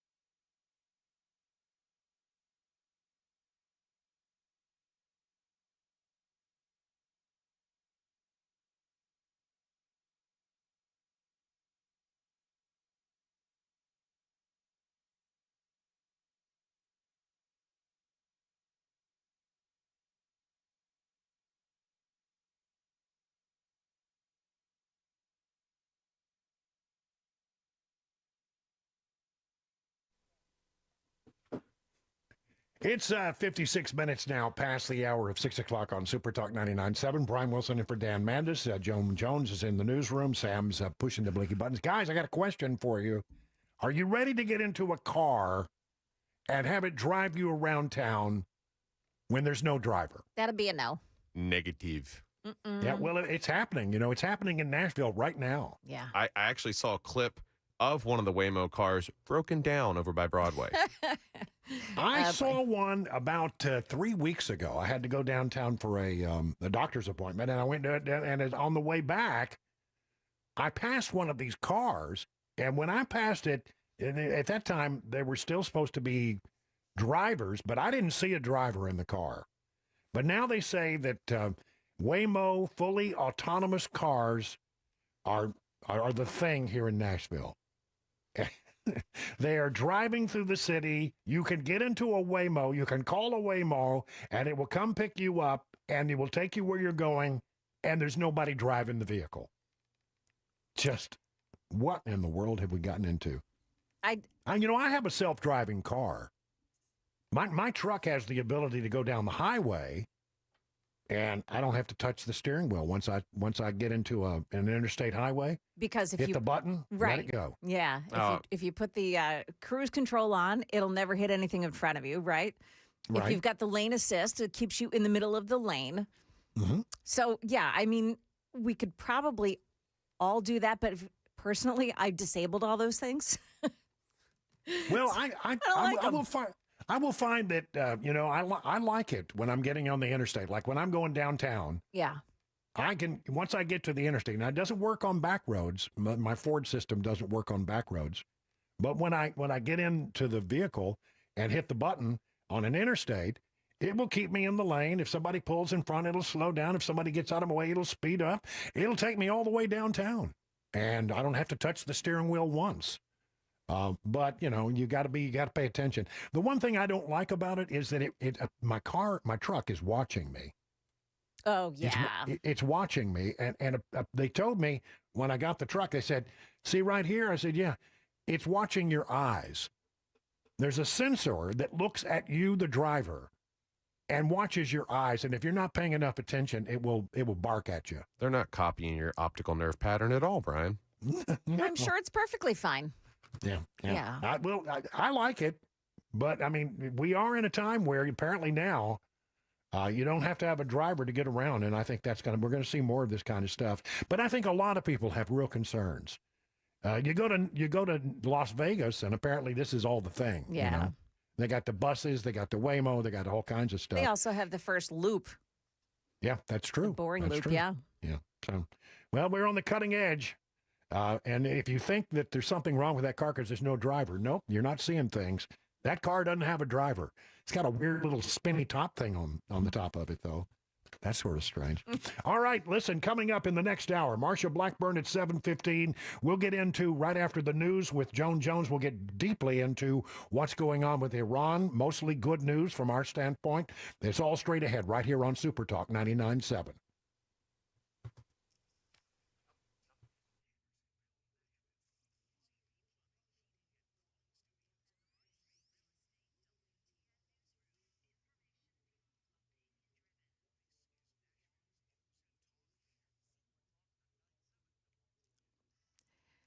Good morning. I'm Joan Jones with your top stories. And President Trump addressed the nation last night, praising Operation Epic Fury. The president's saying repeatedly that the U.S. and Israel are winning decisively and that the war will end soon. He was pressed on whether it would end this week, replying no, giving no timetable. That's ABC's Ian Pannell there. Meantime, there are new concerns that Iran may have activated so-called sleeper cells in countries around the world. Fox News' Steve Harrigan. The U.S. intercepted encrypted messages coming out of Iran in the wake of the death of the supreme leader. ABC News reporting an alert went out to law enforcement about these encrypted messages, warning about the possibility of a sleeper cell attack inside the U.S. President Trump addressed those potential concerns.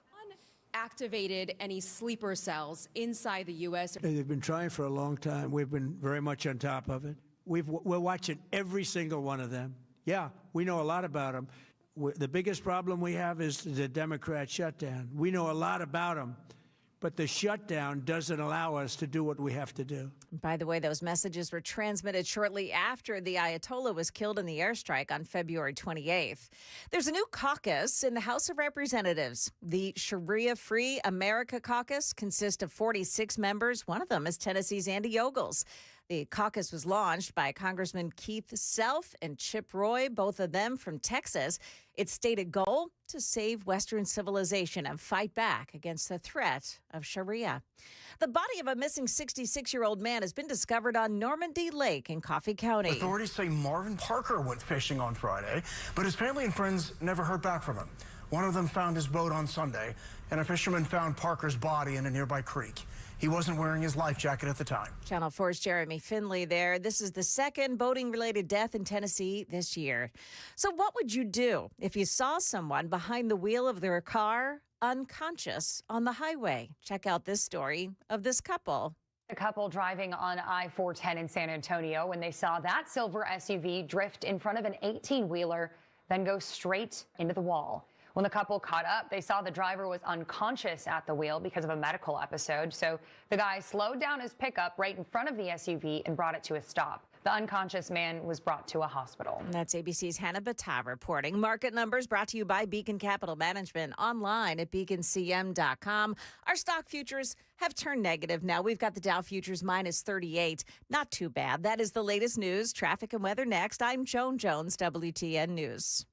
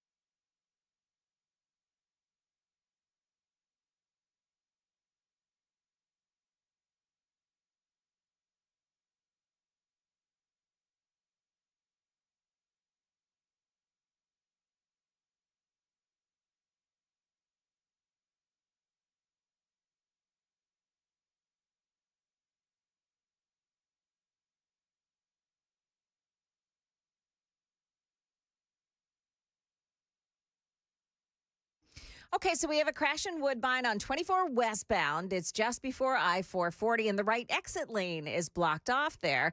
You've also got a crash on 40 eastbound in West Nashville. The Gore is blocked off at 46th Avenue. 51st Avenue, that's exit 205 there. Murfreesboro Pike in Una, watch for a crash at Smith Springs Road. And then also Thompson Station this morning, they're doing some paving and some marker replacement. This is happening on I-840 in both directions between Columbia Pike and Arno Road. Traffic every 10 minutes every morning on Super Talk 99.7 WTN.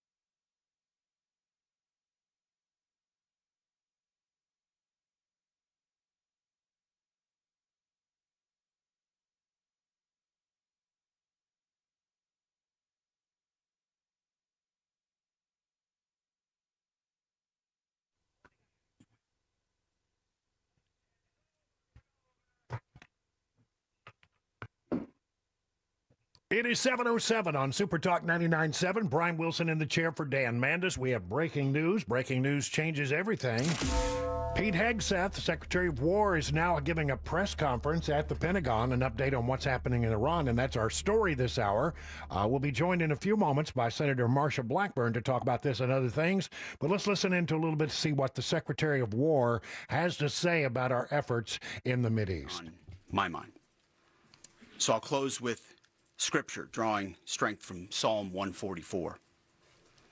Blessed be the Lord, my rock, who trains my hands for war and my fingers for battle. He is my loving God and my fortress, my stronghold and my deliverer, my shield, in whom I take refuge. May the Lord grant unyielding strength and refuge to our warriors, unbreakable protection to them and our homeland, and total victory over those who seek to harm them. And amen. God bless our troops and this mission. Mr. Chairman, over to you. Thank you, Mr. Secretary, and good morning, everyone, and thank you for being here. Chairman of the Joint Chiefs. To continue the updates to the American people and to those in the room on Operation Epic Fury. General Raisin Kane. Start with honoring our fallen. As the Secretary said, on Saturday and again last night at Dover Air Force Base in Delaware, our nation's leaders honored our returning fallen as they arrived home for their final time. Last week, I shared a few of the names, and today I want to share the rest. Major Jeffrey O'Brien and Chief Warrant Officer 3 Robert Marzan were the final two fallen to return home, and members of the U.S. Army Reserve's 103rd Sustainment Command out of Des Moines, Iowa. Last night, as the news has been reporting, we honored the return of Staff Sergeant Benjamin Pennington of the U.S. Army's 1st Space Brigade from Fort Carson, Colorado. When I met Ben's family last night, his mom, his dad, and his sister, they showed me a picture, a drawing that Ben had made when he was in kindergarten. It was clear all the way back then that Ben wanted to do one thing in his life, and he wanted to serve his country and be a soldier. And to the Penningtons, just know how Ben was absolutely a great one. And finally, Major Sorfleet Davies, who returned home this weekend after sadly passing away from a medical condition while on duty in Kuwait. We welcome him home as well and mourn with his family. To the families and the families of all of our fallen, we share in your profound grief. The Joint Force remains eternally grateful for your sacrifice and the gift of a great example that your service members have given all of us. I want you to know that their names will never be forgotten, and you and your family are part of our Joint Force family forever. Let me talk a little bit about the progress thus far, acknowledging that Admiral Cooper will likely continue to give updates from CENTCOM. As the Secretary said, we're in the 10th, moving into the 11th day of Operation Epic Fury. The Joint Force remains focused on 3 military objectives: continue to destroy Iranian ballistic missiles and drone capability in order to prevent attacks on the U.S. and others throughout the region. And this means attacking launch sites, command and control nodes, stockpiles before they can threaten our personnel, our facilities, and our partners. Second, we continue to strike the Iranian Navy and their capabilities in order to do things like sustain movement through the Straits of Hormuz. And third, we continue to start working on and going deeper into Iran's military and industrial base in order to prevent the regime from being able to attack Americans, our interests, and our partners for years to come and project power outside their borders. This means servicing production facilities, research and development sites, and infrastructure. Let me turn to the map. We're going to try digital today to prevent laser injury. Since our last update, CENTCOM continues to make progress across the southern flank. To date, they've struck more than 5,000 targets. U.S. Strategic Command bombers recently dropped dozens of 2,000-pound GPS-penetrating weapons on deeply buried missile launchers across the southern flank. We also have struck several one-way drone factories to get at the heart of their autonomous capability. And of course, alongside our regional partners along the southern flank, continue to execute intercepts against one-way attack drones using fighters and attack helicopters. Our strikes mean we've made significant progress in reducing the number of missile and drone attacks out of Iran.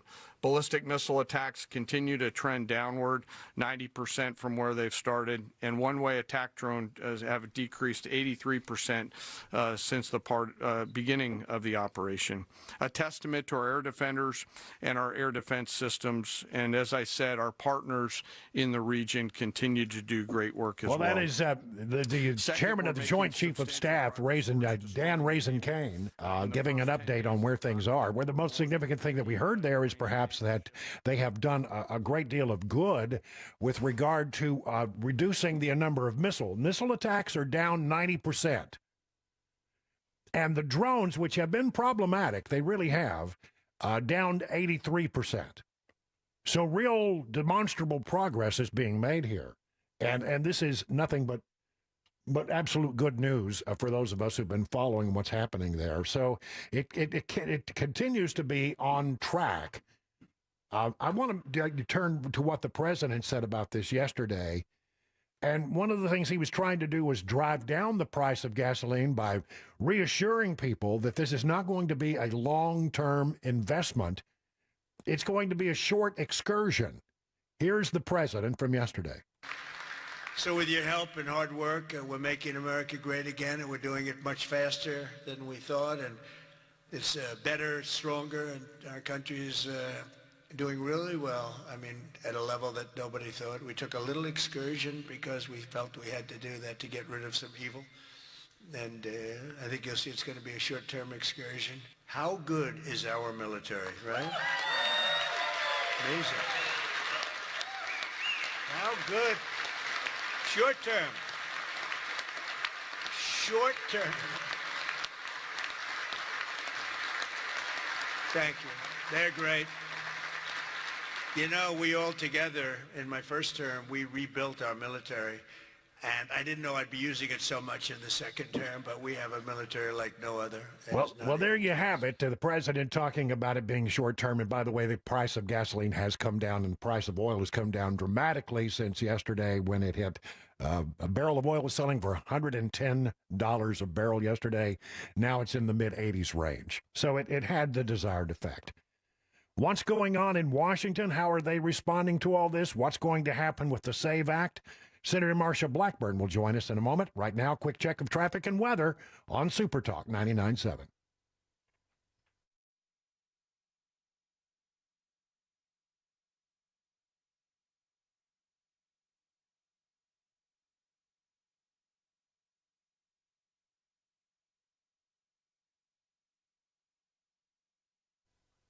And a high today of around 77. We got cloudy skies outside and a temperature of 61 degrees. Want to welcome on into the program Senator Marsha Blackburn, coming to us from the nation's capital today. I assume that's correct. Is that right, Senator Blackburn?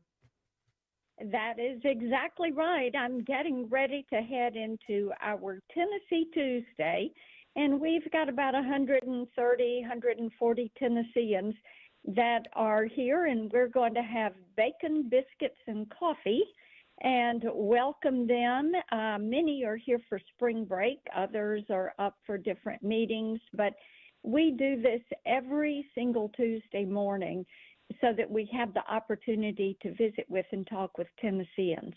Well, I'm sure that they're on their minds, as well as the minds of many people listening to this interview, is what's happening right now in Iran. It seems like everything I can see suggests that it's going better than perhaps they had anticipated. What is your sense of it and your thoughts about the situation in Iran right now?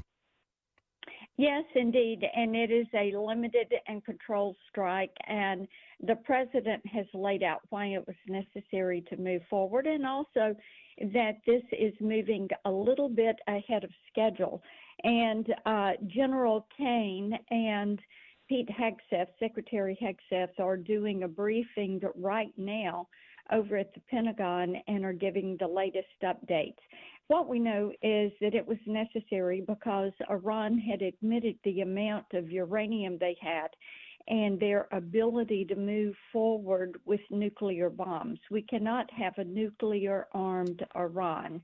And taking the strike now and then having neighbors, the Iranians' neighbors in the region, step up and support what the U.S. is doing, having global support, so that we finally get rid of this impact of Iran and how they had formed this axis of evil with Russia, China, Iran, North Korea, how Iran was supplying the drones for Russia to use in their war against Ukraine, how Iran was the largest state sponsor of terrorism. And you look at their terrorist groups, Hamas, the Houthis, Hezbollah, and the other splinter groups, and the amount of death and destruction they had wreaked on the U.S. and our troops and on the neighbors there in the region. And people have said this has got to stop. And President Trump has the resolve and the backbone to do something about it. I get this sense that President Trump is looking at the situation and saying, look, we got the Mexican terrorist situation, the drug narco terrorist situation under control, or it's better. We have done something in Venezuela, and that has turned out well. We are in the process now of dealing with what's happening in Iran and taking them out and making sure that they can't ever get a nuclear weapon. And I think most people agree with that, although I'm surprised at some of the public polling on it. Is not everybody's in agreement, but I think most everybody within the sound of my voice on this radio station is in agreement that it's the right thing to do. But I guess the question is, do you think that the next stop is going to be Cuba, as they suggest? And is this going to interfere at all with the midterm elections? You know, Brian, I'm glad you talked about the support in Tennessee, because I am hearing the same thing, and the phone calls coming into the office. By a vast majority, they're in support of what the president is doing and removing Iran's power over that region and their ability to fund these terrorist organizations, and their ability, I will add, to sell oil and gas to China, which being able to cut that off is vitally important. And this is anticipated to be a limited strike. Yeah. That is what the president has said. He has indicated it is ahead of schedule. And when you look at the polling writ large, what you see is the American people are vastly in favor of what they've done to remove the Ayatollah. But what they do not want is boots on the ground. Yeah, I think you're right about that. Yeah. And so that, I think, is where the separation comes. Now, when it comes to Cuba, I would never try to guess what the president's next steps are going to be. I do know that Secretary Rubio has long looked at the situation in Cuba and there is such a very active and wonderful Cuban population in Florida, and he has been closer to that situation with Cuba. Well, than his family, most of course, has individuals. ties to Cuba as well. I just have a limited amount of time with you, and I want to make sure I get this other question in about the Save America Act. We've got John Thune, the majority leader of the Senate, Republican, saying that there are not going to be any changes to Senate rules in order to pass the SAVE Act. Do you agree with that or not? Well, what those of us that are the executive committee for the steering committee, which is the conservatives in the Senate, and what I've said is, let's try everything. Let's take it to the floor under unanimous consent. Let's take it to the floor under a same-day rule. Let's take it to the floor under the talking filibuster. And if we have to sit on that floor for 3 weeks in our seats while we are in session, it is that important to make certain we do a couple of things. Number one, you show an ID when you vote. Tennessee has the safest elections We are number one in election integrity, and people show an ID. They prove who they are. Number two, in order to register to vote, you got to be a citizen. This is common sense. Seems like a pretty reasonable request, right? That's right. You know, if you don't pass that, then people that are on visas or legal residents or here on a tourist visa could show up at a poll and vote and give their temporary location as their address. Overwhelmingly, we have a situation where the public. I'm sorry. 80% of the American public support. Exactly. I'm sorry. I didn't mean to step on you, but yes, you're exactly right. 80% of Americans like this idea. You're right. They do. They really do. And, you know, it's, Brian, since you came off the air on a daily basis, common sense with Tennessee has continued to be front and center. Tennesseans get this. And when out this weekend, as I would see people, they would say, what do people have against this? I said, you know, we're trying to make it hard to cheat and easy to vote, and they want to make it easy to cheat. And that's right. It just doesn't make sense to people. So, well, it'll be interesting to see how this gets resolved, whether or not you have to sit through a filibuster. But if that's what it takes, then that's what it takes, right? I tell you what, we can drink a lot of coffee and sit there and man the floor. And we have been on this steering committee, which is Lee, Johnson, Cruz, Scott, me. We've been on this a long time. This is now year 3 of trying to get this done. And it just makes sense that you would, number one, have to be a citizen of the country, and number two, that you would have to show an ID when you go vote.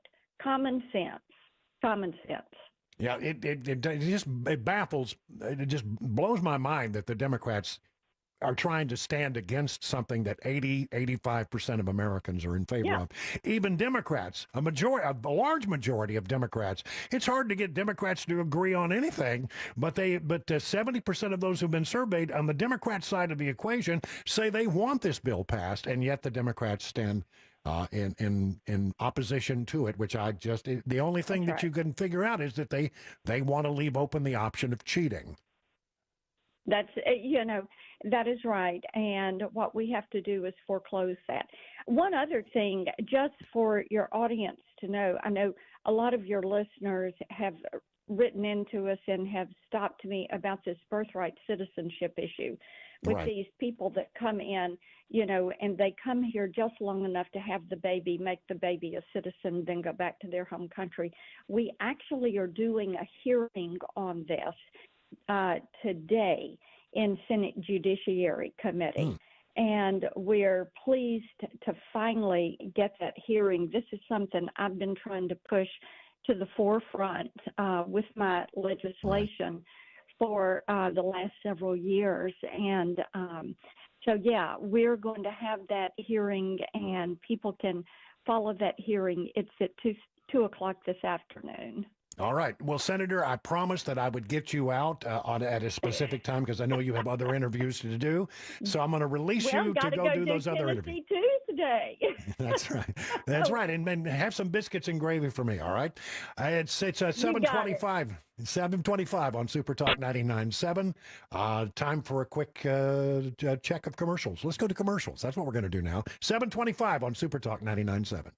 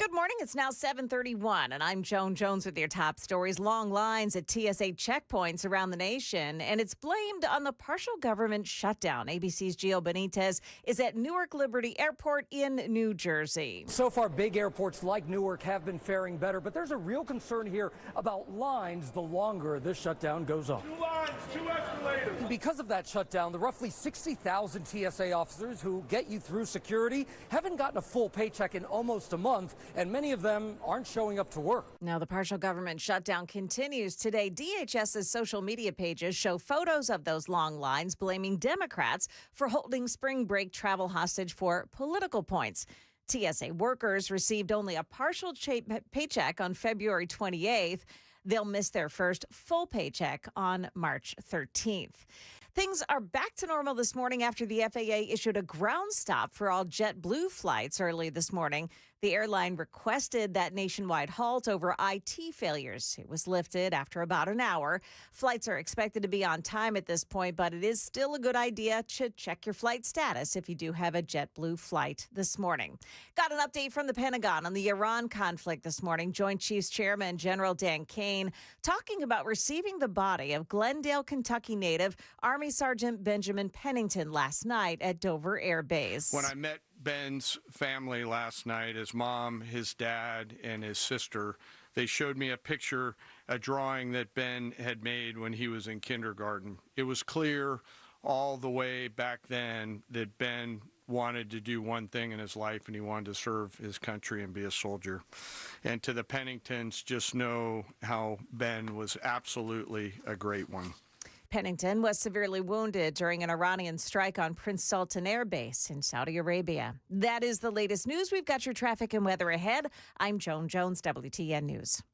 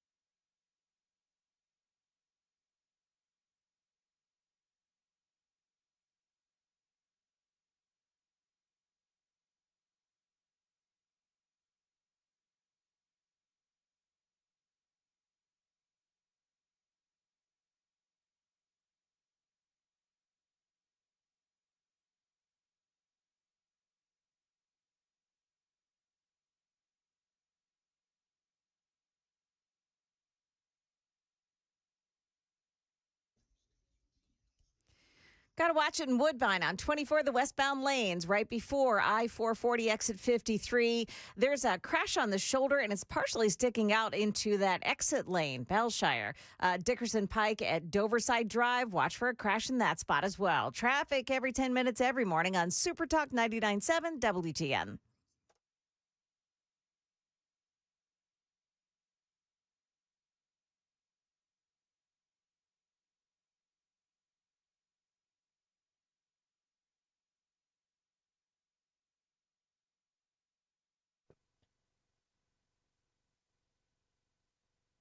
Iran's drone and missile capability is being utterly demolished. The Navy is gone. It's all lying at the bottom of the ocean. 46 ships. Can you believe it? In fact, I got a little upset with our people. I said, what quality of ship? Excellent, sir. Top of the line. I said, why didn't we just capture the ship? We could have used it. Why did we sink them? They said, it's more fun to sink them. I said, that's The president yesterday talking about the situation with Iran. It's going pretty well, it would seem, about as good as you can expect. Joining us on the Newsmaker hotline is Congressman John Rose, a representative from the 6th Congressional District of Tennessee. Congressman is in town for a breakfast this morning. Good morning to you, Congressman. Good to have you on the program. Good morning, Brian. It's great to be with you, and was there with the president last night when he gave those remarks that you've been covering this morning. Well, so tell me a little bit about it. If you had a chance to talk to him, what's the prognosis of how long this is going to take? Because, you know, we got midterm elections, we got a lot of other things that are on the horizon. And a lot of people are concerned about whether or not we can get through this and move on in time for the midterm elections. What is your sense of how long the operation in Iran will go? Well, I think the truth is that's unknown, but I think that just underscores the leadership that President Trump provides, because for 47 years, all the way back to when I was a freshman in high school, you know, we've been struggling as a country, and the world has been struggling to deal with the terrorism coming from Iran.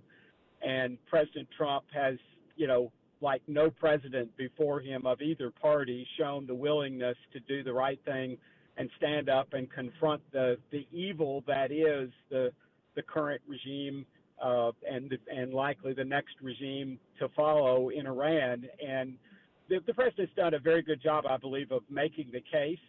We simply cannot allow Iran to have nuclear weapons.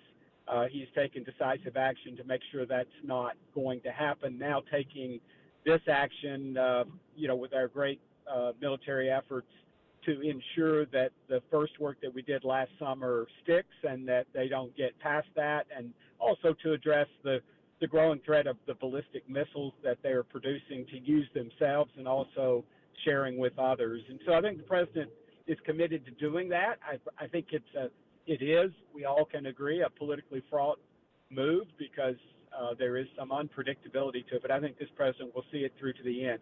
I think based on everything that we've seen and the reports that we've gotten and the briefings that we've gotten, that we're going to make quick work of this, but the president, I think, is committed to staying the course and getting that work done as quickly as possible.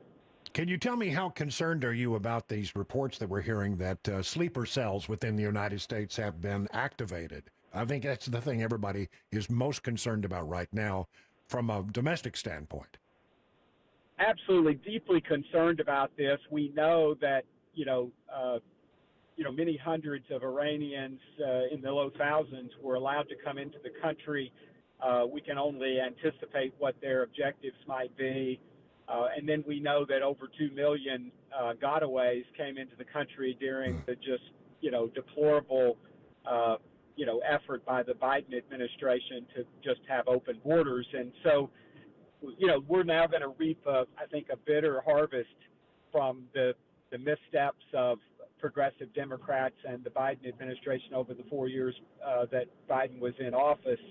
And, the blood of so many is on President Biden for letting that happen, and obviously motivated by trying to boost the Democrats' electoral outcomes in the elections. All right, so let's talk about some other stuff, and I'm very interested in where we are on the SAVE Act. I just got an update from Senator Marsha Blackburn about the Senate, and it doesn't seem as if there's going to be a move to change the filibuster rule. So, can we get this thing passed? It's only got 85% of Americans want this thing. Why can't we get this done? Well, I think that the problem is in the Senate. The House, as you know, we passed it more than a year ago, and 420 some days ago. Now we passed it again just 3 weeks ago, and so it's really the effort is to put pressure on the Senate, the senators, Leader Thune, of course, but they've got to decide that they care enough about this to actually bring it up for a vote. And unfortunately, the various senators, I believe, are not putting adequate pressure on John Thune to move forward. The president, made a very strong statement last evening about this, and said that, he's threatening to quit signing any legislation until the Senate takes this up. What we hear from John Thune is, well, it's going to take a lot of time. And, we don't want to disrupt our lax schedule over on the Senate by actually having to come to the floor and debate this. They're on a pace of passing about one bill per week. So for goodness sakes, let's say they take a few weeks to do this. It's not like the world is going to stop, because they're not doing much on the Senate side anyway. And this is so critical, because if we can't rely on the integrity of our elections in this country, then we've lost everything. Yeah.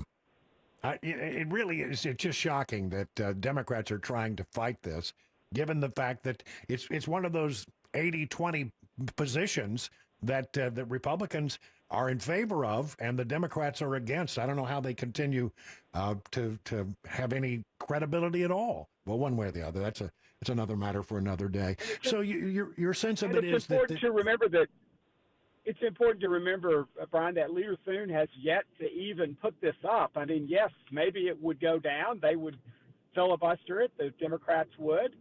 Maybe even some Republicans. I don't know, but let's see what happens. Let's at least get a vote on it and force them to take a position.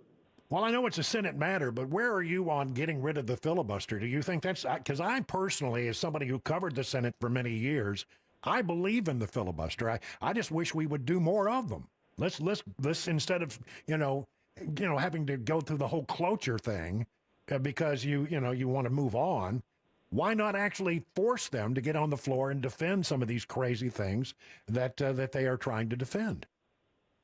I think that's exactly right. I believe that is the right step forward, and so I would favor doing that at this juncture, and seeing how determined they are. I think it's a loser for them. We know over 70% of Democrats want these basic requirements put in place with respect to protecting the vote.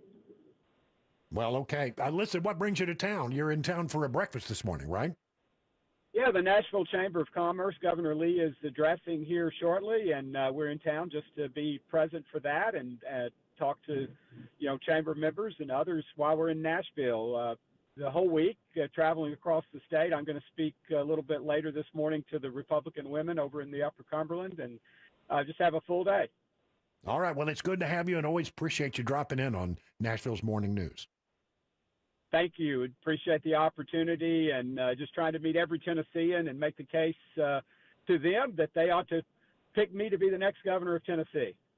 All right. Thank you very much, Congressman John Rose from the 6th Congressional District, and like Marsha Blackburn, who was on just a little while ago, both of them are running for the office of governor in the state of Tennessee. We had to take a quick break to see what's going on with traffic and weather. It is 45 minutes past the hour.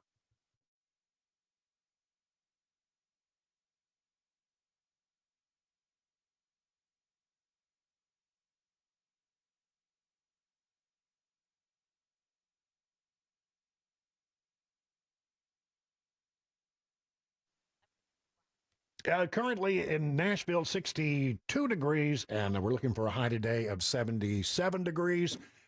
It is still pretty cloudy outside, but we're looking for temperature of 76 tomorrow and potentially some severe weather, so be weather aware tomorrow. Thursday, cooler weather comes in, 60% chance of rain, a high of 53.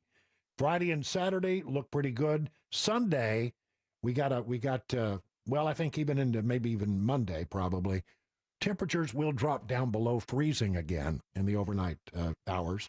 So we are in for one more cold blast. I don't know. I look out my window here at my bucolic Watertown, and all the trees are blooming, and it looks like spring's is fully here, but we have got one more cold snap to come. And again, 61 degrees here in Nashville, Metro Nashville, Tennessee. And I don't know if you guys noticed or not, but we got both of the gubernatorial candidates on the program this morning. Are you there, Jane? I mean, you there, Joan? You've got your Jane and me Joan, too, whatever. huh? Yeah. Yeah. Yeah, I did. but That was really cool. Now, did you plan that? No, I didn't plan that, and that's why I want to give you they're not going to pass up an opportunity to speak to this audience. That's so, right. I will say that we got a call yesterday from Senator Blackburn's office saying she's got a few minutes before she goes into this breakfast there in Washington. Would love to come on and talk about the SAVE Act. Well, we ended up talking a lot more about Iran than the SAVE Act, but we did get it in there. And then as soon as we finished that interview, I got a little text from John Rose. Hey, sure would love to be on the air this morning. And it's funny that they were both attending breakfast right after they spoke to you. You had that effect on them. Yeah, well, you know, and quite frankly, now all I can think about is biscuits and gravy. That's all. Golly, I love me some biscuits and gravy. Mm-hmm. Are you a biscuits and gravy? Because, I mean, I'm not sure you grew up in a part of the world where biscuits and gravy were a thing. I did not. She's from the chipped beef part of the country. Yes, I did like my chipped beef and scrapple. So I'm telling you, for me, there is nothing I love more than biscuits and gravy. I love it. I really appreciate it. Now, I'm trying not to do so many carbs. So if I do that, it's like one Saturday morning, and then I don't eat carbs again for weeks. Yeah, it's a staple in my family. In fact, so much so my grandfather famously one time on a hunting trip, they stopped at this place out in East Tennessee. He's supposed to have the best sausage and gravy around, homemade biscuits, and one of his buddies sits down and orders, goes to the bathroom, and waitress comes, and he says, hey, whatever this guy tells you, his doctor says he can only have oatmeal. So whatever he orders, you bring oatmeal to the table, okay? Doctor's orders.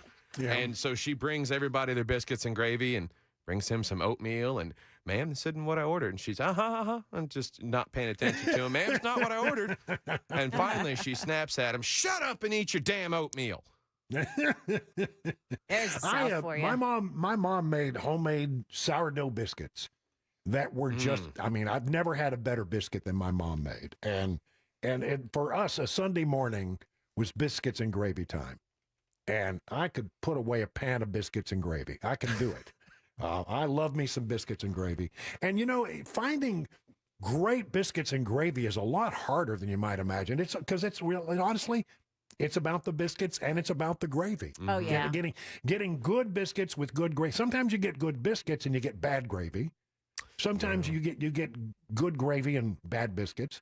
You know, it really depends on, you know, how it all goes. But one way or the other, I'm telling you. None of that Is instant there anything mix. better? None of that instant mix gravy either. Give me the flour, the milk, and the leftover sausage fat, and let's work with it. Yeah. There was for a time, somewhere, I had a videotape of my mom making biscuits because I wanted to learn how to do it the way she did it. And I have, in the past, gone back and pulled up that videotape and made those biscuits. Oh, yeah. And they were pretty good. They were actually pretty good. It was pretty much like I remembered them to be. See, if but you I can't were find the here, tape anymore. I don't know where it went. if you were here this morning, Brian, I'd have made you breakfast like I made Sam breakfast. I don't even know what was on that bagel. I just know I inhaled it in about 3.7 seconds. I made him a bagel with egg and cheese and some pork roll. Oh. Yeah. Yeah, I'm telling you, I'm missing out by not being there. I had a banana. That was my breakfast this morning. He even teased me about it. He But says, I have a banana and you don't. But I have a feeling what I'm going to be doing about 9:05. Yeah. I'm going to be having some biscuits and gravy. There That's you what I'm go. going to be having. I'm going down to the corner depot and get me some biscuits and some gravy. And I'm going to relish it. I'm going to relish it. It is 51 minutes now past the hour of 7 o'clock on Super Talk 99.7. And still to come here, what the FBI found in the storage unit related to the New York City bombing attempt. And Fort Campbell is offering a reward after a pricey theft. Those stories and more at 8 o'clock on Super Talk 99.7 WTN.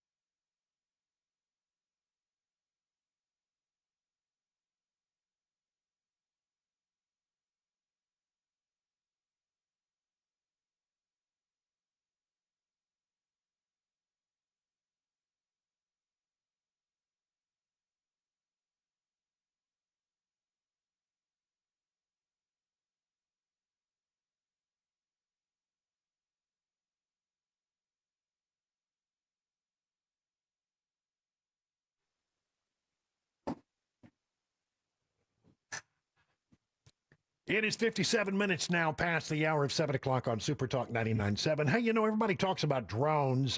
We've been talking about drones in Iran. We've been talking about drones in this country. And drones are a thing that are going to be with us. But apparently, insurance companies are using drones to inspect your roof without your knowledge. This is from the sun.com. A homeowner has hit out at her insurance company after she was told her roof needed pricey repairs or risk losing her coverage completely. The shocking notice came after State Farm reportedly spotted the issue using an AI-powered drone without the homeowner's knowledge.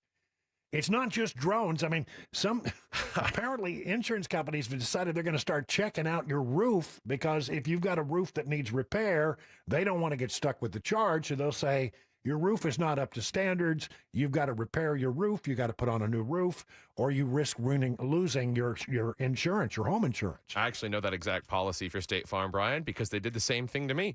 Did they really? Yes. Section of certain parts of your house for State Farm cannot be roll-on roofing material unless it's a super, super high-end material. So they determined that they would not cover my home unless I repaired and changed out that section of my house. I had this happen down in Florida when I had my beach home down there, and they made me, upgrade my roof, and it needed to be done. In that particular case, they weren't saying that they were going to cancel my insurance, but they said they were going to raise the cost of my insurance dramatically. And it was, it's time to do something about it. But apparently mistakes can be made. So if you get one of these letters, don't necessarily assume that it's just fait accompli, that you may actually be able to challenge it, because they're finding that a lot of times in these drones, and they're using satellites and they're using even airplanes to take pictures of people's roofs, but they often find that there are mistakes made in those assessments. So if you get one of those, don't necessarily think that it means you're going to have to pay more money. You might be able to challenge it and do so effectively. It is 59. Let's call it 8 o'clock on Super Talk 99.7 WTN. Time for the news with Joan Jones.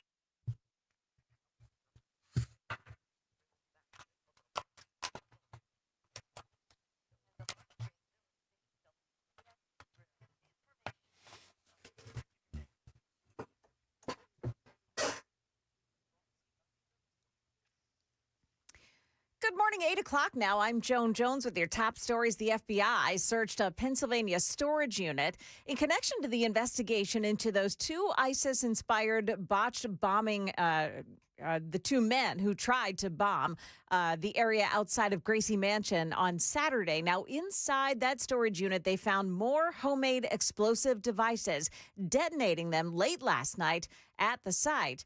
The storage facility is just a couple of miles from the high-value homes owned by the parents of one of those two suspects. Well, the FBI says that Ibrahim Kayumi and Amir Balat spent a lot of time getting radicalized. Men watched the videos, consumed the propaganda, followed ISIS and ISIS channels online, and became radicalized that way, so much so that they were inspired to act out. Now, Balat is said to have asked for a paper and pen at the New York Police Station House, writing on it that he pledged his allegiance to the Islamic State. He also wrote the ISIS slogan, "Die in your rage." New York City Mayor Zohran Mamdani, meantime, hosted none other than Columbia University agitator Mahmoud Khalil for a Ramadan dinner at Gracie Mansion Sunday night. Mamdani posting social media photos of the former grad student in his home. He had been arrested by ICE and later freed by a federal judge. A $5,000 reward is being offered in the case of the 4 stolen drones at Fort Campbell. The Army shared photos of 2 men who were seen on surveillance video after stealing the high-tech drones last November. Here's Channel 4's Jeremy Finley. They illegally went into a building at the Army base last November and took 4 drones. They left in 2 different vehicles, a light-colored sedan and a dark-colored pickup truck. Now, it's not clear why that reward is just now being offered. Those drones were stolen in November. A bill advancing in the state legislature would force Tennessee's hand when it comes to summer EBT programs. It gives money to families in need when the kids aren't getting meals at school. Here's Channel 4's Danielle Ledbetter. Tennessee did not opt in for 2025 or 2026, but this bill would say anytime there is the option, the Tennessee Department of Human Services must apply for and accept federal grant funds from the program. Tennessee runs its own program for the summer. It provides money to families in 15 counties most in need. Money news brought to you by Beacon Capital Management, online at beaconcm.com. Looks like we're losing steam here on the futures market. The Dow futures down 109 right now, still about a half hour to go before the opening bell. That is the latest news. Your traffic and weather are next. I'm Joan Jones, WTN News.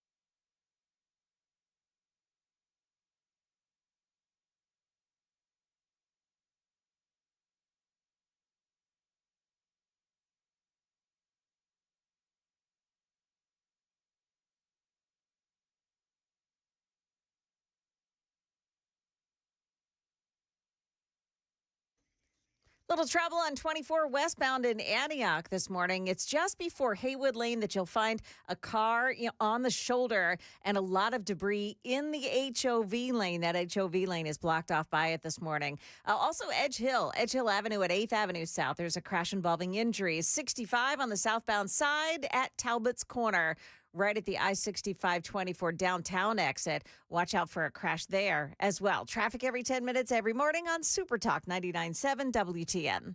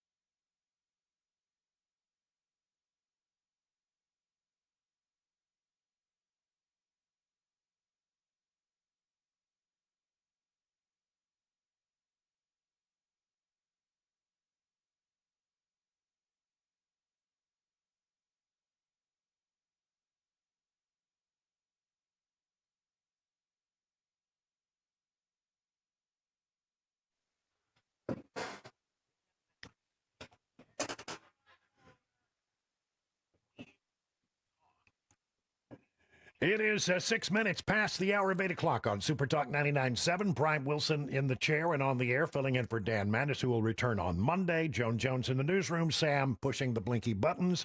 And hopefully at 35 minutes past the hour, we'll be joined by Chris Hand to find out exactly what's going on. If we're lucky, we'll get to talk to Chris Hand at 8:35, headed into the 9 o'clock hour to find out what he has on tap.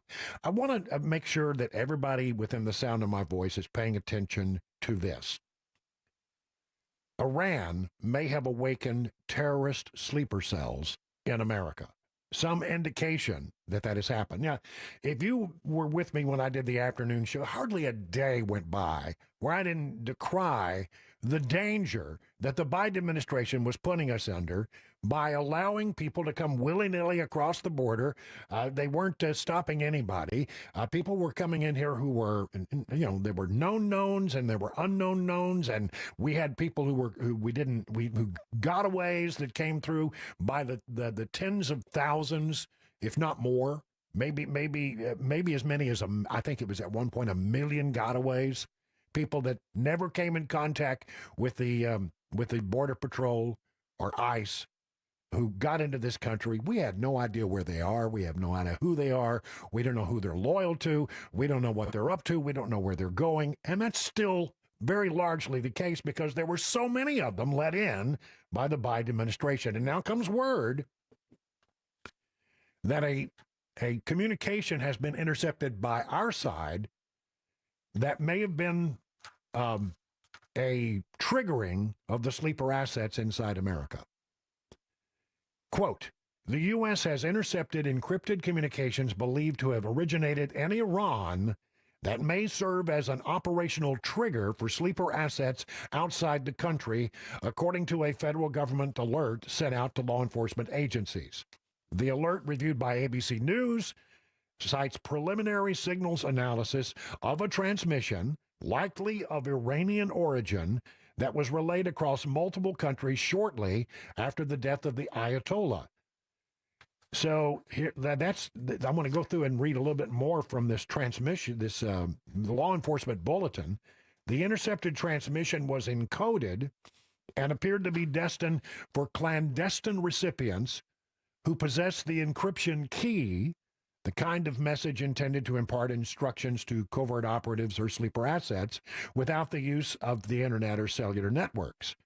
It's possible the transmissions could be intended to activate or provide instruction to preposition sleeper assets operating outside the originating country.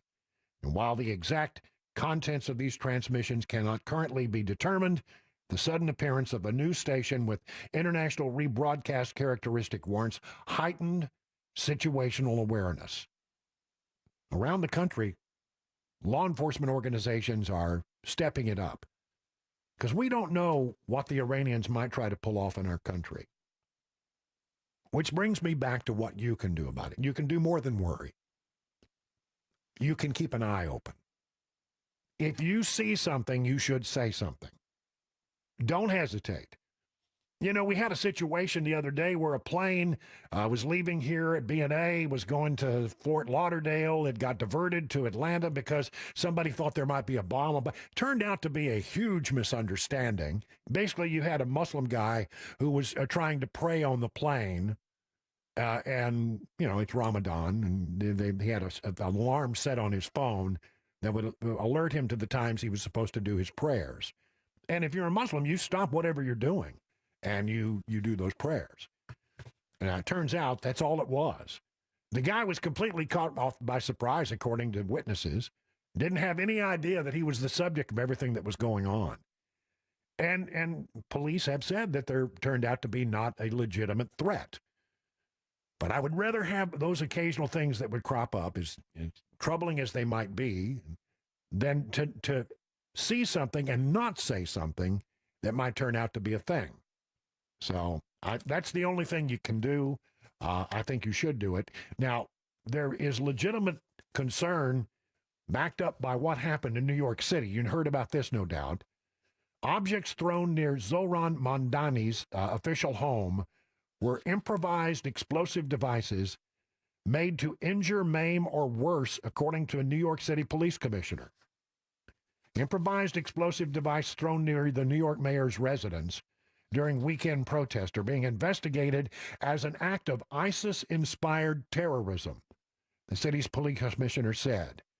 Arrested, Ibrahim Qayoumi, age 19, and Amir Balat, age 18. They now face federal charges in connection with the incident on Saturday. Both were charged with unlawfully possessing and using a weapon of mass destruction, transporting explosives, and attempting to aid a designated foreign terrorist organization. Now, these two chaps 119, 118, came from Pennsylvania. They went to the protest and they were aiming it at people who were there on behalf of, and they said, ISIS. And we know this because apparently they kept talking even after they were read their rights. Shows you how bright they are.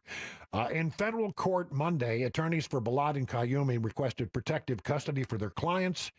They have an application for bail. I think that will be denied. This is a publicly declared terror trial. This is the city of New York. He's 18, and he's exposed to the general population of what is called a hellhole, and we want to keep him protected, said his attorney. All right. Too bad. Shouldn't have been throwing things outside the mirror. But see, a lot of people say, well, why would he go to the mayor who would be sympathetic to Muslims and throw a bomb there? Because he didn't know it was the mayor's house. These guys are idiots. They're from Pennsylvania. They didn't know that was, what they call it, what's the name of that? They call it, they have a name for the Gracie mayor's Mansion. Yeah, thank you very much. And they didn't know that. These kids are idiots. But dangerous idiots, and very lucky that they didn't know what they were doing when it came to bomb building, or we would have had a real serious problem on our hands. So this is serious stuff.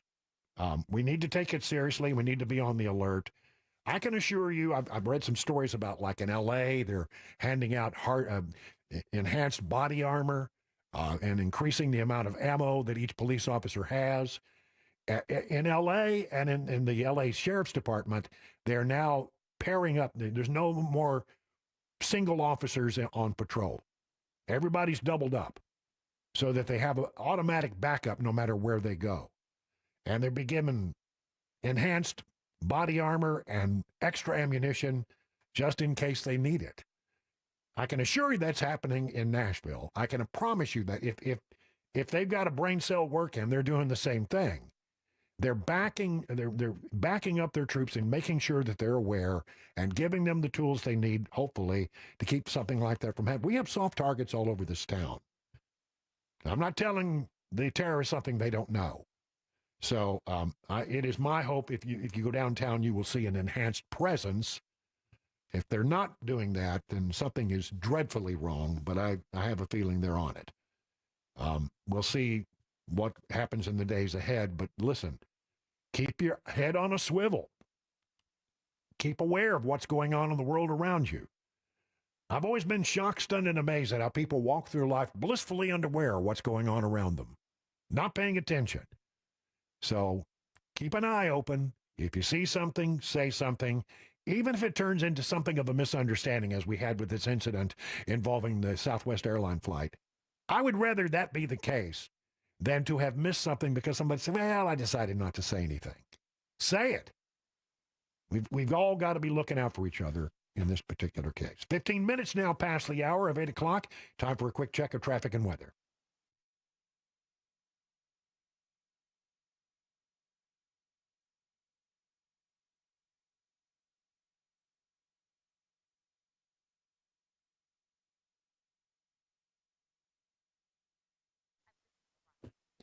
Forecast today, 77. The rain that we were going to have today has already come through and passed. Looks like tomorrow we could have severe weather, so be weather aware on that. TSA. Let's talk briefly about TSA. Yesterday, we checked in with the folks over at BNA and found out that we don't have a problem. 10-minute wait. Everything's going along just like it's supposed to. And then we heard from the management over there that TSA has not missed a full paycheck. Now, they got a partial paycheck, apparently, earlier this month. But their next pay period is Friday the 13th. Yes, Friday is the 13th. That's a day, by the way, Friday the 13th, that's a day I would be on alert. That's definitely a day I would be on alert. But anyway, so the situation involves TSA and other places. Apparently in Houston, at Louis Armstrong International and New Orleans, 3 to 5 hour waits to get through TSA lines. but they haven't missed a paycheck yet. I mean, they got a partial paycheck, and then they got another paycheck coming, supposed to be on Friday, but a lot of places, they all of a sudden we got the TSA flu, and that is happening. Shutdown sparks flight chaos as TSA lines spill into parking lots with 3-hour waits or longer. Many airports have been grappling, says Fox News, with massive security lines as spring break travel kicks off over the weekend and amid a Department of Homeland Security funding lapse. Houston Hobby, the lines lasted an average of 3.5 hours at one point on Sunday. Louis Armstrong in New Orleans, 3 hours before their flights. This is all about the shutdown. Democrats are causing this. Today, travelers are facing TSA lines of nearly 3 hours at some major airports. These political stunts force patriotic TSA officers who protect our skies from serious threats to work without pay. These frontline heroes received only partial paychecks earlier this month and now face their first full missed paycheck, leading to financial hardship, absences, and crippling staff shortages. You should arrive. In the meantime, well, I think here in Nashville, I think we're okay for now. What happens on Friday, I couldn't tell you. But right now, no airport wait times in B&A, but some places, if you're going around the country, flying around the country, you may well encounter that. First empty paycheck comes Friday. Fully empty paycheck. And I don't see the Democrats moving very quickly to solve this problem. The Democrats are going to rue the day that they stood and stopped the funding for the Homeland Security Department during a war. What the hell are they thinking about? Come on. If you ever needed your Homeland Security, it's when we got sleeper cells being activated in the country, and the Democrats won't allow a vote to fund the DHS. Come on. Come on. This is all on them.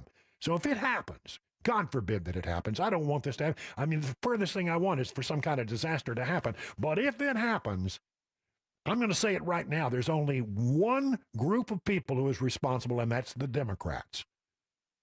They are responsible and will be fully responsible for anything that happens. They're already going to be responsible because Biden let everybody into the country and didn't check anybody, and we don't know how many sleeper cells there might be in this country. So he's already going to be responsible for that. And if we didn't have the kind of coverage we needed out of our Department of Homeland Security because we weren't funding the operation, well, that's on them too. I don't understand their logic on it. If I were a Democrat, the first thing I would do today is go to the floor and pass a bill to fund the DHS fully. It's not, whatever they're doing is not having any impact on ICE or the Border Patrol. They're fully funded for years. This is not impacting them at all. And in your desire to hate everything that Trump does, you are putting this nation at risk, Democrats. And it's not good. So I'm hoping that this gets resolved. I got this other story I want to squeeze in before we get to the bottom of the hour. Trump continues to slash the government. And look, I believe that the government which governs best is that which governs least. And I'm very much a proponent of small government. But Trump has gone to bat on trying to trim the size of government in his second term. From the Office of Personnel Management, the OPM, listen to this. Government civilian workforce shrank by 12% between September of 24 and January of 26, going from a headcount of 2.3 to 2 million. About 300,000 government jobs have been trimmed. It's also interesting to find that apparently we didn't have to fire a bunch of people. The vast majority of people who are no longer with the government left voluntarily rather than being forced out. The outlet noted that OPM noted that the administrative staff, customer service representatives, and IT managers were at the top of the list of positions that left once Trump returned to office. Well, An IT person right now can make good money. IT people are in demand. So, if the government's not losing IT people, it probably has something to do with they can get better jobs in the private sector. But the bottom line is that the government is smaller, dramatically smaller because of Donald Trump. If we can just get through this thing in Iran, if we can just, do whatever we're going to do in Cuba and focus on the midterm elections and get the economy running at full speed, we're almost there, we're going to have a good midterm election. In the meantime, anything that happens now is on the Democrats. No doubt about it. Oh, I can't believe they're even taking this kind of risk, but that's how much they hate Donald Trump. 23 minutes now past the hour of 8 o'clock. And coming up, Iran has just issued a direct threat to President Trump. Happened just moments ago. Also, a Nashville TV reporter takes her case against ICE to a federal judge. Those stories coming up here at 8:30 on Super Talk 99.7 WTN.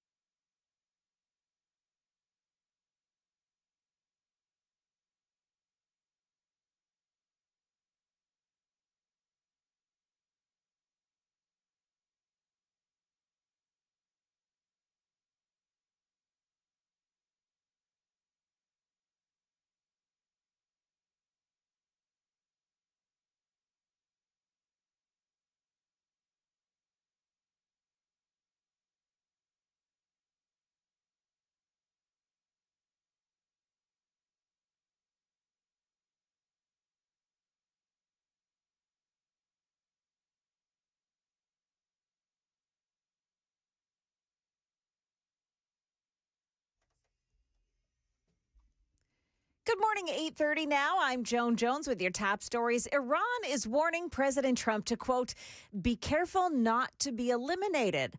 Came after President Trump said he didn't believe the regime's new supreme leader could live in peace.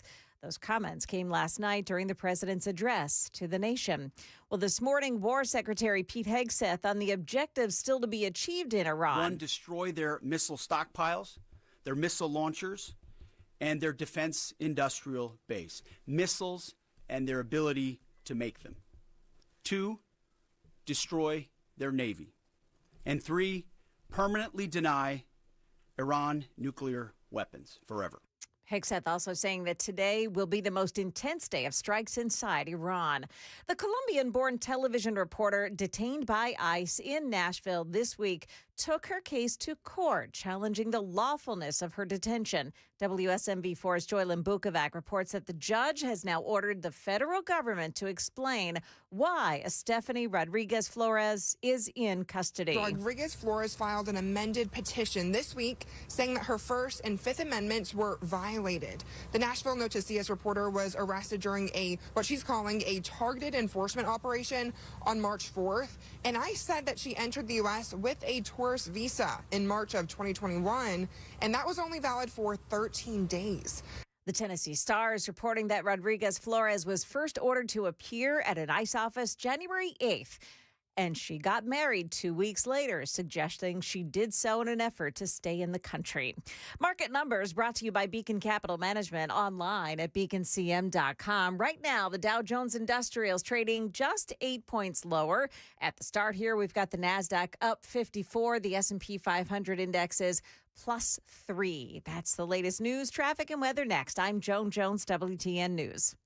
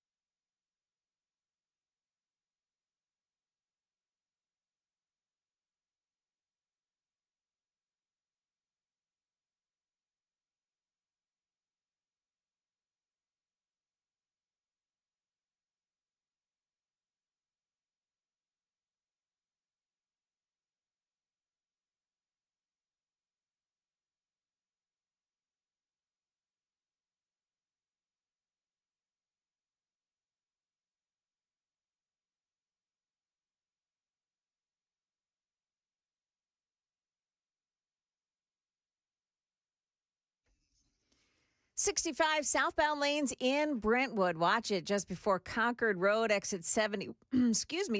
There's a crash on the right shoulder. Also in Edge Hill Avenue at 8th Avenue South. That's a scene of an accident as well.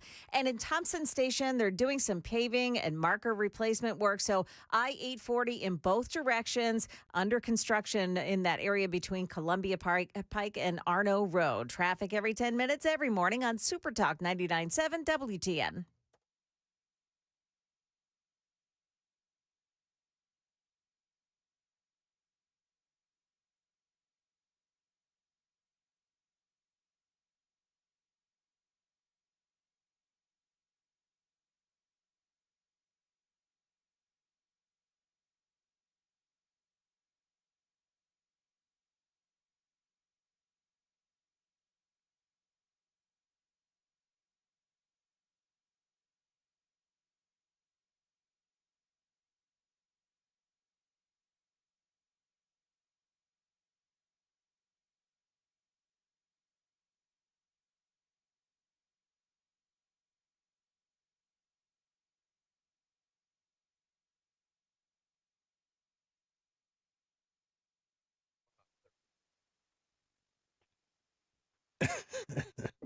It is 36 minutes past the hour of 8 o'clock on Super Talk 99.7. Time to check in with Chris Hand. Join us as he gets ready to do his show starting at 9 o'clock. Chris, good morning to you. Good morning, Brian. How we doing, man? How's your day going? It's better than yesterday. Well, you know, golly, I had a bad day yesterday. I've heard that you've been missing out on some things: biscuits and gravy, breakfast sandwiches. And yeah. I didn't hear anybody bring up Wally's Bean Machine, so I just wanted to let you know you're also missing out on that. I have my French vanilla espresso right here. Yeah, well, thanks it's to our good friends to be at you. Wally's Bean Machine, Wally'sBeanMachine.com. I had a cup of coffee and a banana. That's it. But I'm going to get me some biscuits and gravy short long. I want to mention also Joan Jones is standing by, as is Sam, as we push around and discuss things that are this, that, and the other. Nothing all that important, I don't think, in the grand scheme of things, but fun stuff. And I got a question for you. I asked this question of both Sam and Joan earlier. Are you ready to get into a car and have it drive you around when there's nobody driving the car? So I've done this already. Have you really? So when I was working for Charlie in Phoenix, they have Waymos everywhere. And I had called for an Uber. And it said, if it can get you a car here 10 minutes faster, but it's not going to have a driver. Is that cool? And I was like, yeah, I'm fine with that. So I hopped in. But I'm much more confident in a city like Phoenix where it's all grid than I am on back roads in Middle Tennessee. So I got in. I don't think I would take one here, but I have a Tesla, so I do the self-driving all the time.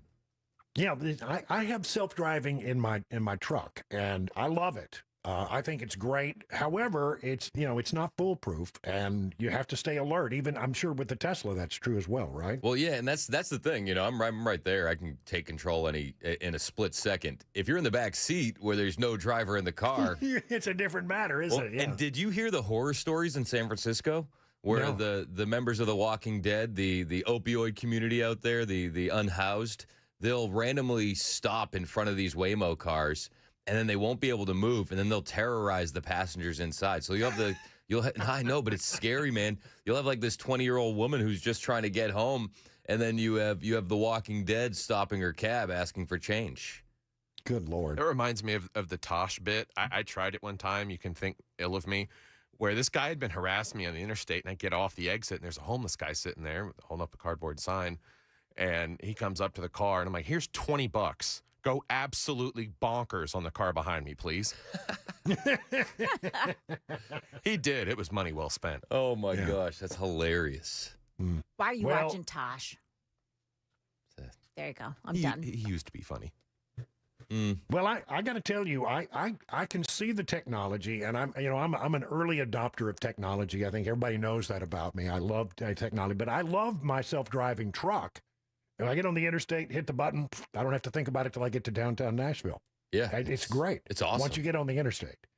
But not every road is covered under the Ford plan. So I think that's different than I think you can go anywhere with a Tesla, right? Right, exactly. Like wherever you need to go. I don't know. Point A to point B. It's awesome, especially with Well, four kids. I mean, when you got kids in the back seat and somebody dropped X or dropped Y, or it's very, very nice. Dave, have you seen those creepy videos where people will pull into like a cemetery in a Tesla? And they'll like, detect a person in front of them. I think that's trolling via Elon and the app team. I don't know. Because on the screen you'll have like the little silhouettes of people walking around, and then you pull into a cemetery and there are a bunch of silhouettes walking around. I think that's a troll job. Here's ghosts. what I'm concerned about with kids. Kids being in the back seat, they get rowdy back there. Now with a Tesla, you can't say something like, "Don't make me turn this car around." Right? True. Can't do it That's anymore. right. Gives a lot more validity to don't make me come back there. Yeah. But you also on the flip side of that, you can say, I have the actual opportunity to come back there right now. It could be more scary. We don't have you straighten up, or I'm coming back there. We don't have to pull over anymore. Yeah. It can happen in a second. That's right. So That's right. Forget the roadside butt whooping. We're mid interstate. Yes. Well, I mean, it was only a matter of time, and you had cruise control, and then you had the lane centering technology that will keep you in the center of the lane and alert you when you're drifting, and will actually steer you back to the center of the lane, and then you have the adaptive cruise control. So you put all those things together, and it was a matter of time until it was going to happen. But apparently now Waymo fully autonomous in Nashville. It's worked in other places, but there have also been some problems. So it'll be interesting to see. I'm not sure that I completely trust, like getting into the backseat of a car and having no ability to impose my will on the system at all.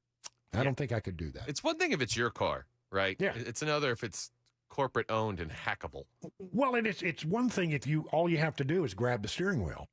Right. Yeah. So if you're in your car, all you do is grab the steering wheel and you're good. It'll beep at you and you grab the steering wheel and you move on.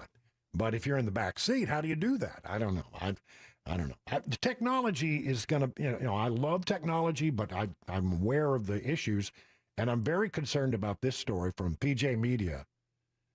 AI agent. You know what an AI agent is? It's sort of like you set up a thing in your computer where the AI does your work for you. Right. And it's called an AI agent. Well, apparently, some AI agents apparently have become free of the system. They've broken loose, and they're going rogue on occasion. In fact, I heard where you set up now where these agents are talking to each other, and apparently, they are becoming too autonomous. Is the thing? I mean, you want the assistance, but apparently, some of these AI agents are now going rogue and doing so in very interesting ways. Like I saw where one of them broke loose and started doing its own cryptocurrency investments. How does that happen? I have no. Yeah, that's what I read. Yeah, Claude was under the microscope recently. Apparently, it was developing anxiety. Oh no. Yeah. It's only a matter of time before it's Terminator 2, right? Dude. Yes. Like we crossed that bridge a long time ago. Makes There's me no wonder going back, right? What the insurance policy with Waymo is if I feel Skynet's taking over the car and I shoot my way out of it. Like, am I covered or am I going to replace the glass out of pocket? Here it is. Here's the story I was looking for. One AI agent created by Alibaba-affiliated research team went rogue and began unauthorized crypto mining efforts during training, according to a research paper by the group. The behavior triggered security alarms. Researchers said they found unanticipated and spontaneous behaviors emerge without any explicit instruction, and more troublingly, outside the bounds of the intended sandbox. So apparently they are just taking over. Yep. We should just salute the computer overlords now. Yeah. Scary. Yeah, it's terrifying. And there's no going back.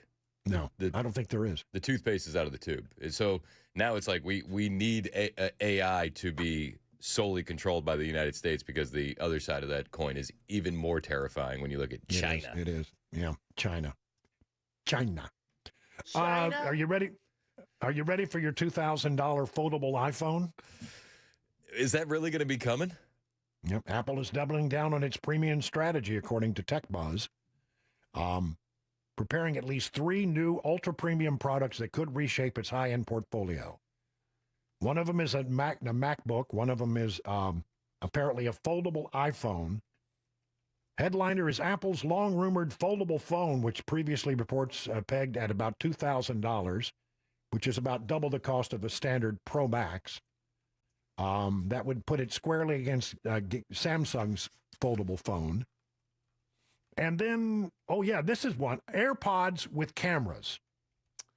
Huh. No thanks. Those have, I mean, the Ray-Ban glasses with the cameras have gotten really, really popular, and you see a Really lot of popular, content being produced on that. So I would imagine that it's the same concept, right?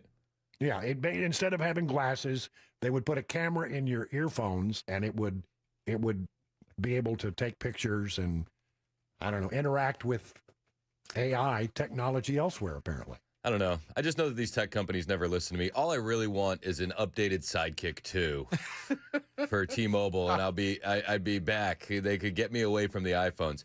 But there's never been a better phone than the Sidekick. Yeah. It was unbelievable. I had one. And they ruined phones after that. Do you remember just having more physical buttons? Yes. Like the spin ball on the Sidekick and the BlackBerry? Dude, it was top notch. I loved the BlackBerry. I thought the BlackBerry was a great piece of technology. I loved it too.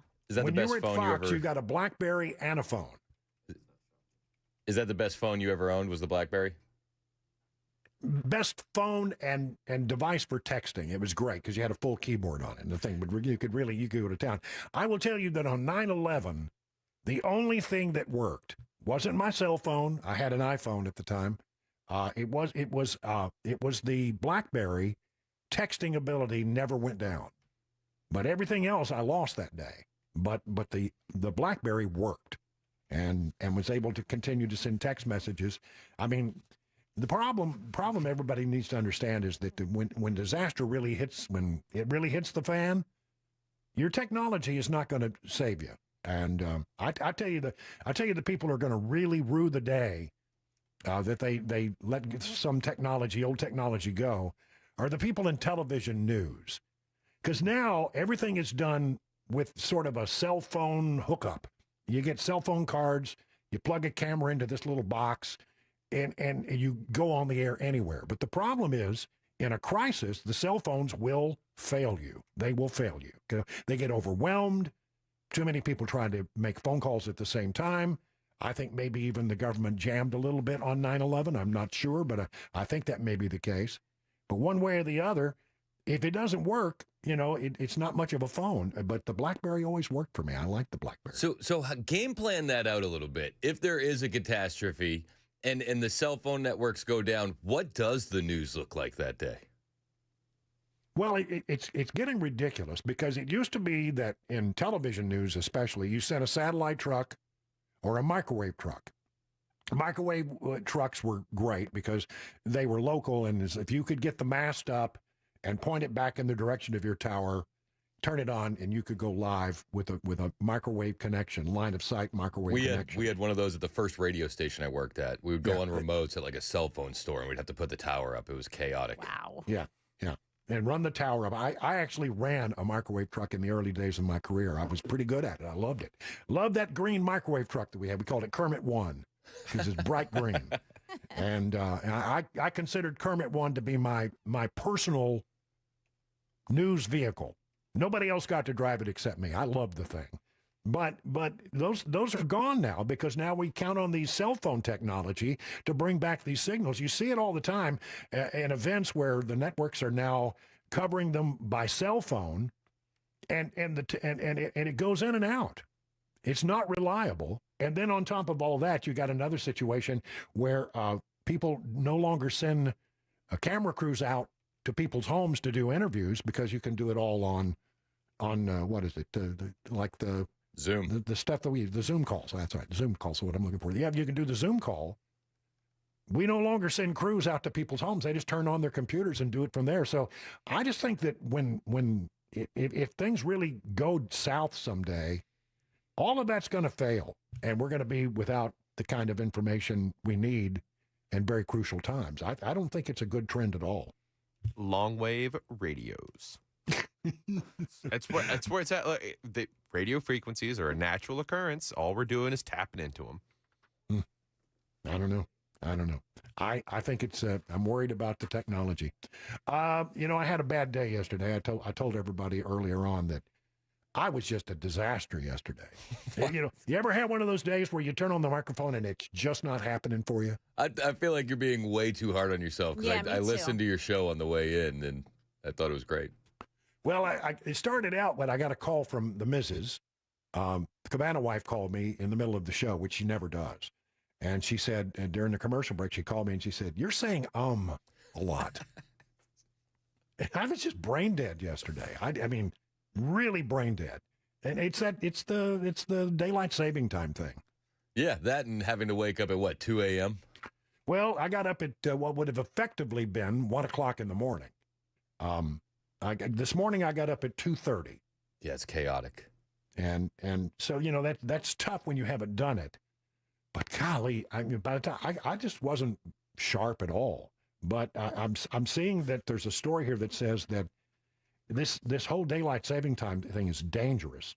You can have greater chance of a car crash, greater chance of a heart attack, greater chance of a stroke on the Monday following the time change. Yeah, we need to opt out of this thing, Brian. Yeah. I think we just need to set it one way or the other and be done with it. Brian Wilson pushing his anti-daylight savings time propaganda. Here we go again. Always with an agenda. Yeah. Yeah. Well, I'm just saying, I mean, why do we put ourselves through this? I don't know. Arizona doesn't. And when I was working with Turning Point, it was like half the year they were an hour behind us, and then the other half of the year they were 2 hours behind us. I feel like that was more chaotic than anything else. Just pick something. Just pick something. We go to daylight saving times and we never go back. Daylight saving time and you never go back. We have to. We got to get that done. Let's get that happening. By the way you solve this problem, apparently, I read this story. I thought it was really interesting. Go outside early in the morning for the first week of daylight saving time and absorb light early in the morning, and it resets your biological clock. I'm not going nuts. Yes, I am. 53 minutes now past the hour. Yeah, Ed, coming up here, we are tracking some potentially severe weather around here tomorrow. We'll also tell you how a squirrel knocked out power in Germantown yesterday. Those stories and more at 9 on Super Talk 99.7 WTN.